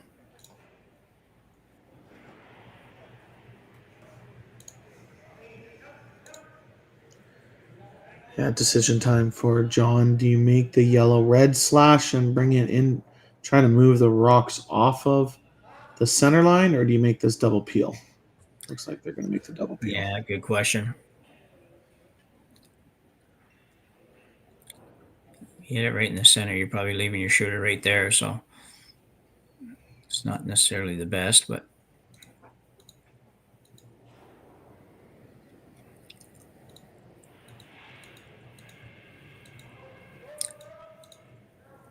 Jake Horgan might have been a little out on this one, but no, looks pretty good. Like it to spin a little bit farther, and it does give that angle run an option, though it's about 20 feet. Yeah, extremely long, but definitely there. Gushue heading down to throw what will be another guard. Nichols looking at that run. Recognizing probably can't do anything about it right now.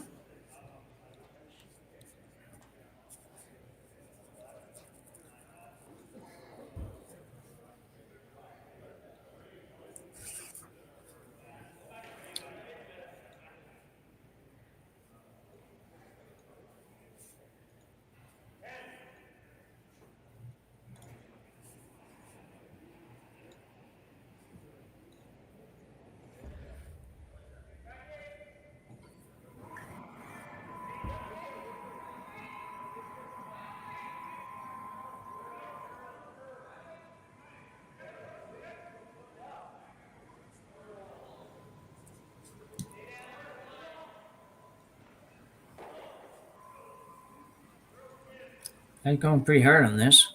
Mark's going out to help a little bit. Yeah, this needs to be over. It's going to be. Might have left a back weight, forward weight kick through the hole. Maybe not. Pretty tough, I think.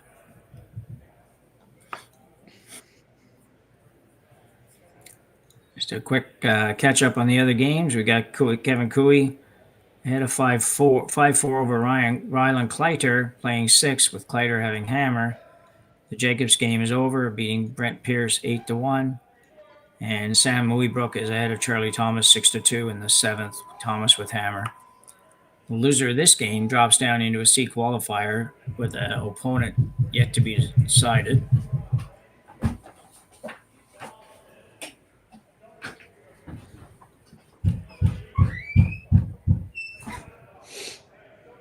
Yeah, so this shot looking to corner freeze the red, I think. I mean, perfect. You could tap it an inch and be shot stone. That would be ideal.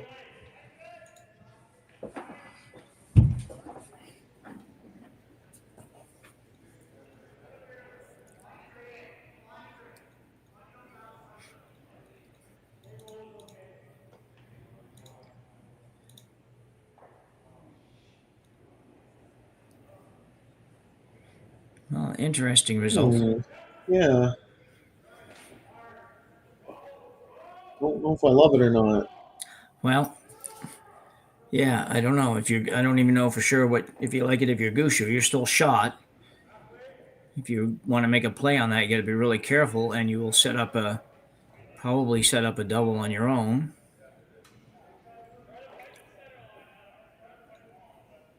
Right now, John Epping could easily play a slash on that yellow and move your red one out far enough to be a non-factor. I think you might have to guard here. I do think you have to guard. Thinking maybe you can get there with hack and make a double and roll under, but you're still only going to be sitting one. John Epping doesn't have any angle run back. Only shot to score right now is a super thin slash. Yeah. So keep the guard fairly high so that there's nothing makes it that much more difficult.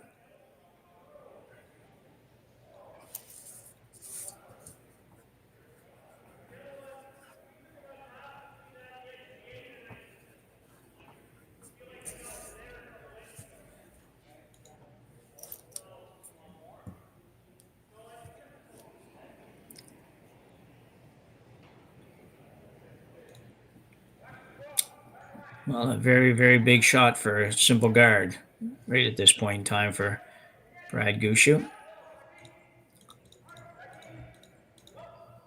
Just cannot overcurl. Really can't undercurl either, but yeah, can't overcurl. No matter where you put this, John's probably running it in and trying to get rid of that red. Yeah, I think you're right. That's why I think you got to be really high on this. Yeah, higher the better for sure. Yeah.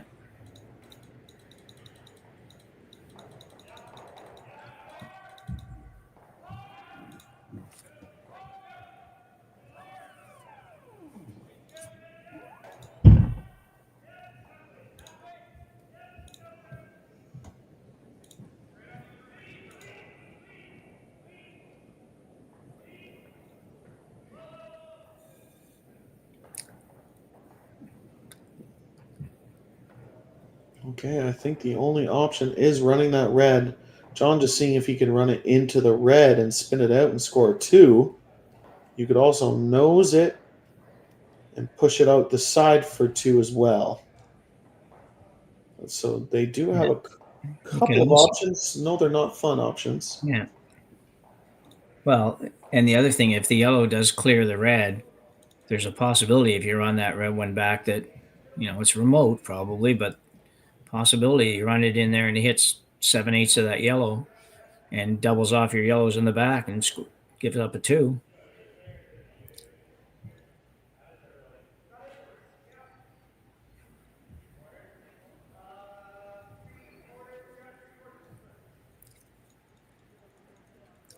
So he's basically running this back, hoping to make contact with the yellow stone. And if he makes contact with the yellow stone anywhere center or right of center, he will definitely score multiple points.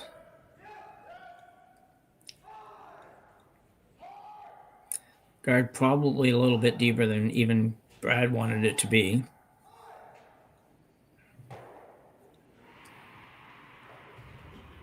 On his way, John Epping. Final rock in the 6th end here. Just off nose for 2. Must be close. Must be close. And he makes it. What a great shot. 2. Tremendous shot by John Epping here in end number 6. So look at it again.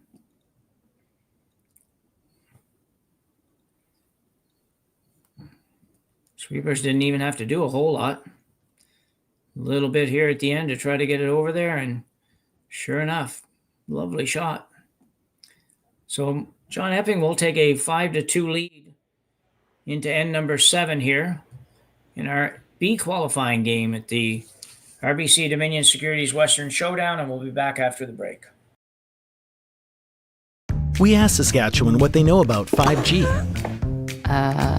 More speed, more innovation. It's going to make our lives a whole heck of a lot easier. This is what 5G looks like. Better, faster. Sounds like 1 more G. Sounds pretty good. I don't know what it means. All you really need to know is the future of 5G is here and will continue improving through investments in network technology.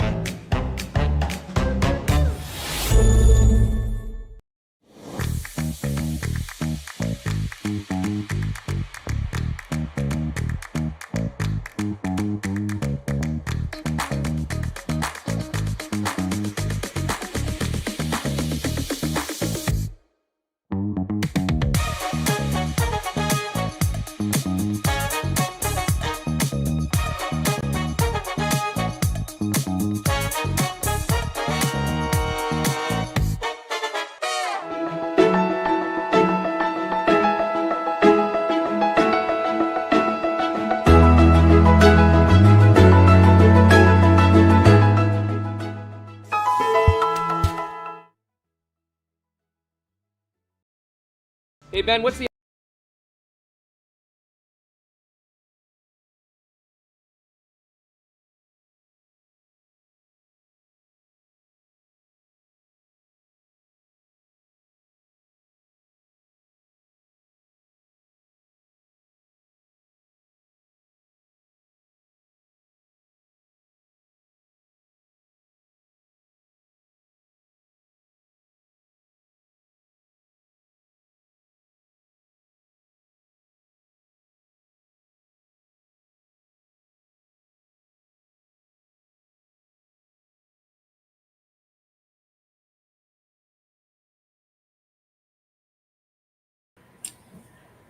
So we're back here for end 7.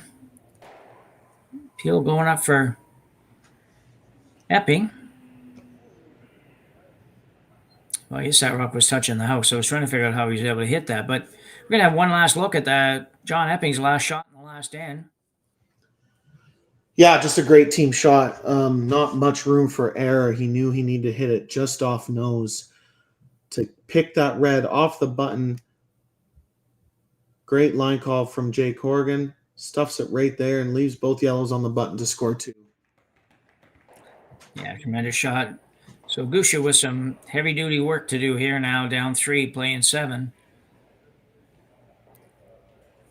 Yeah, and looks like a couple of misses. At least one miss is that their one corner guard came into the rings and was able to peel it out.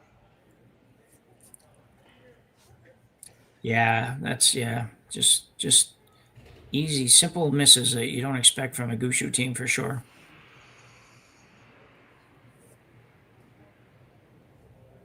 Also, the team Epping just playing really great curling. I can only think of 2 really bad misses to where it was a miss, not even just a miss of missed tolerances. So Team Epping playing well, just like they did in the Mike McEwen game this morning.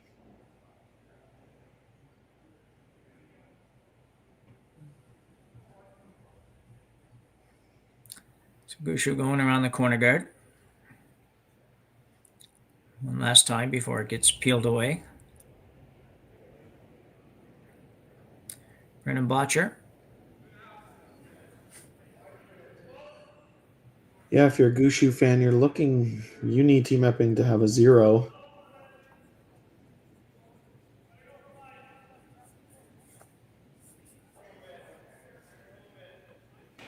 Got to get it by this one. Because they're going to need to. They want to score at least 2, keep their chances alive, but 3 or 4 is obviously what they really need. Yeah, probably not going to happen now with just one single guard out there. Going to be pretty difficult to get more than 2. Might be difficult to get 2 yet, but you're right. 2's a must.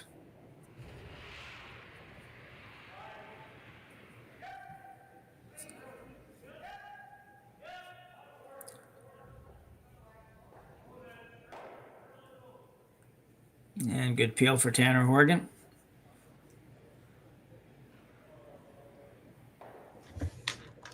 The Epping team really hasn't missed any of the routine shots, and that by routine that with them, I mean down to the ones that they're picking the ones off that go behind corner guards and whatnot.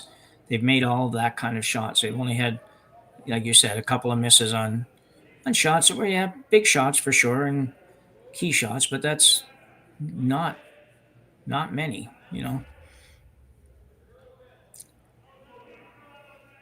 Corner guard going back up for Gushue.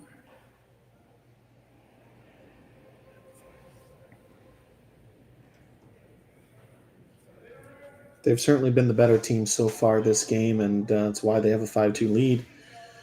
Pretty simple strategy calls for John. They're going to be peeling until they get a chance at eliminating that red in the top 12 foot.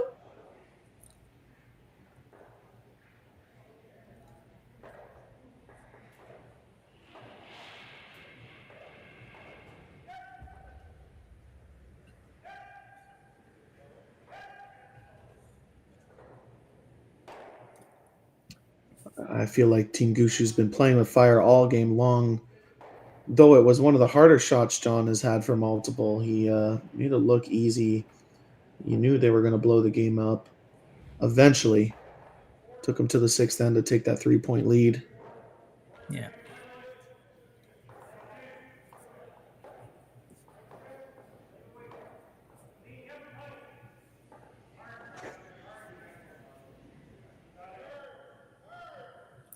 Mark Nichols.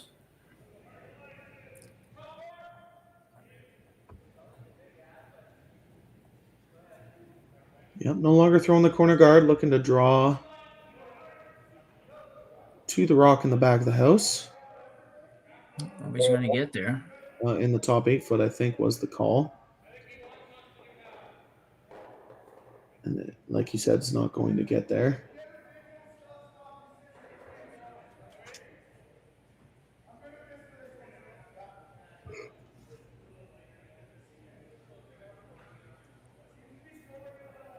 You never want to concede 2, but for Team Epping, they're really important to not leave a stagger on the center line, whatever they choose to do.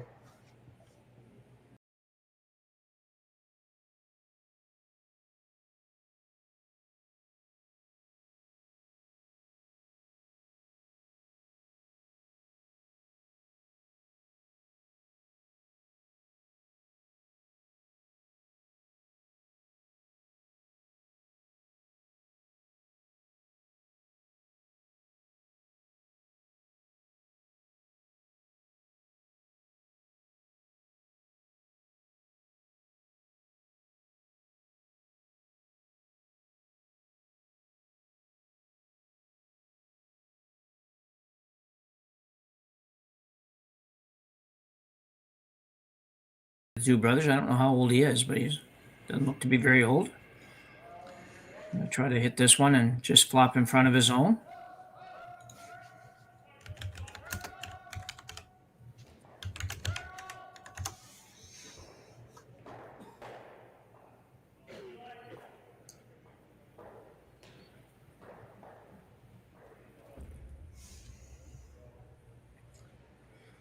He's 24 years old.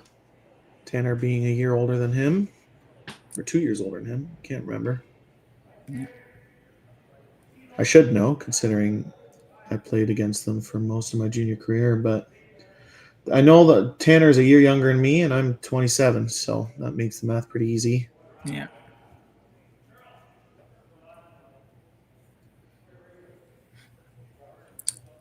So Brad's trying to get the wheel spin and trying to figure out how best to be able to still come up with 2 at the end of this end.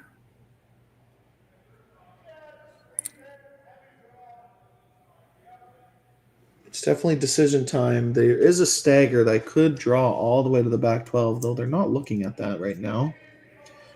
I think Mark Nichols just suggested it. If they're trying to bring at least 2 into play, yeah, they need to either draw to the back 12 foot, which is not an easy shot, or make a hit and freeze.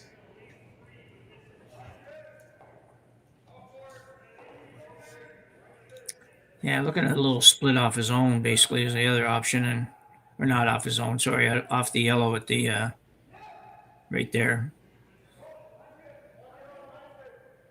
Just not a lot of rocks left, not a lot of shots to figure it out with. I think Brad recognizing with no guards in play, it's going to be pretty tough to score 3. You basically need a 0 out of the Epping camp.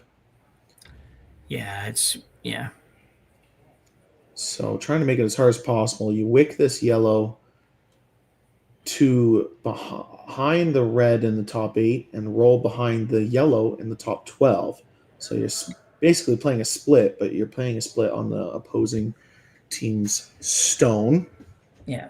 So you protect your one a little bit. Maybe the one on the right, you might get to protect it a little bit with the one yellow on the back. And this one goes in between the 2 yellows. And it is how you bring 3 into play.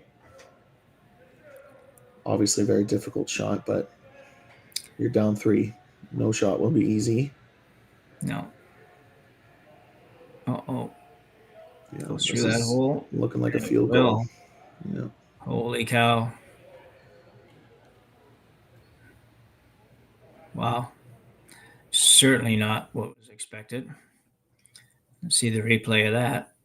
Yeah, maybe just a little bit overthrown. I imagine they wanted back 8, back 12 weight, but gets in between the goal posts and right through the rings. So Epping now will remove this the final Gushue stone that's in the house. Not getting any easier for the Gushue team. Yeah, and again, this, obviously we can focus that Team Gushue maybe not at their best right now, but Team Epping has been pouring on the pressure almost every end. The 6th end was Team Gushue's best end, and they ended up giving up 2. So yeah, sometimes it just goes the other team's way. But Team Epping's been playing great. Rolling hard, but it's what they want. Well, not even going to take their own out in that shot. And basically left nothing for Brad to work with. No, I don't see a lot. Probably at the end of the day, I don't know. He's probably going to have to freeze to the one at the top of the button. You're not even going to be second shot, I don't think. That is the issue with the freeze. Well, maybe you tap that one a little bit. Brad's looking at maybe trying to figure out a way. Do we run all this stuff and come home down 3 with the hammer? Get a blank in.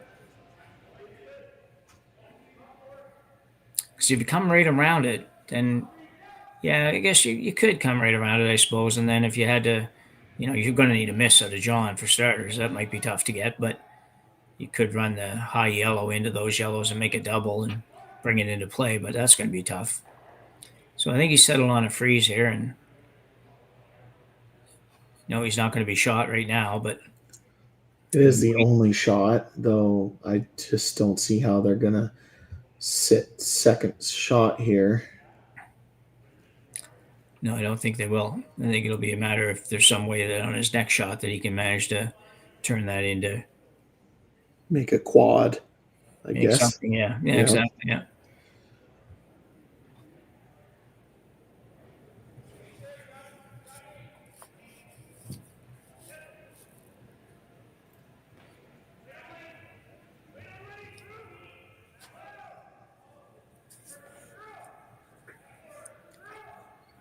It's just maybe a little bit warm as well. Got to get over there. Yeah. Don't hate the tap call if the line was a little bit better. Yeah. If that red stays a quarter buried, then Team Epping wouldn't be able to hit it. Now he can just throw peel and... Yeah, I agree. The tap was okay. If he'd just gotten a little bit more curl there and created a little bit of a wall maybe behind it. So Epping will attempt to remove this stone. Not a difficult shot.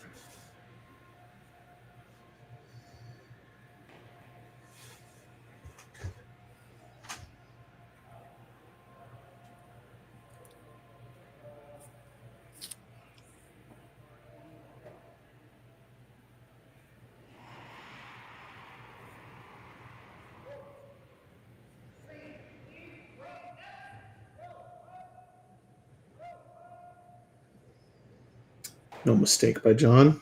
No.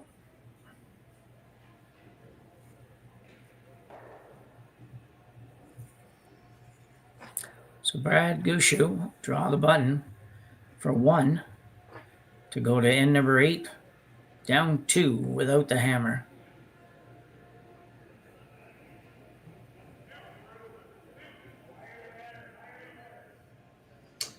Another draw to the button against a multiple. This is obviously for the game.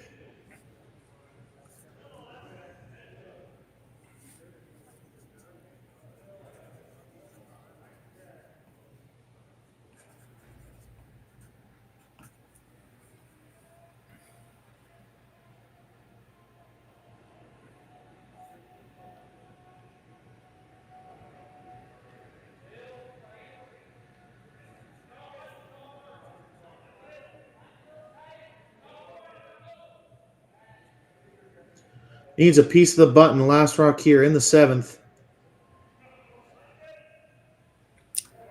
I don't know if they're going to get that there. No, sweeper's given up, and it's going to be handshakes. So John Epping will pick up a bucket load here in number 7. And we will have handshakes all the way around. Sam, as you said a couple times, certainly a dominating performance by Team Epping in that game. The Gushue team just wasn't quite up to their normal standards. They've had a bit of a rocky season, I think, overall, but this was certainly not a game they'll be happy with. And they will drop down now, and I believe they'll face Sam Moeybrook in the C qualifier game. And we will encourage you to stay around, watch the other games that are remaining, and be sure to join us for the next draw and one more draw after that. I believe we have today, where somewhere in there we'll feature the women's final. Yep. And the C qualifiers, and we'll say goodbye. So on behalf of Sam Steep and Connor Sims in production and Cailey on the cameras, we will say goodbye for now. I'm Jim Nix, signing off until later this evening from Swift Current, Saskatchewan, in the RBC Dominion Securities Western Showdown.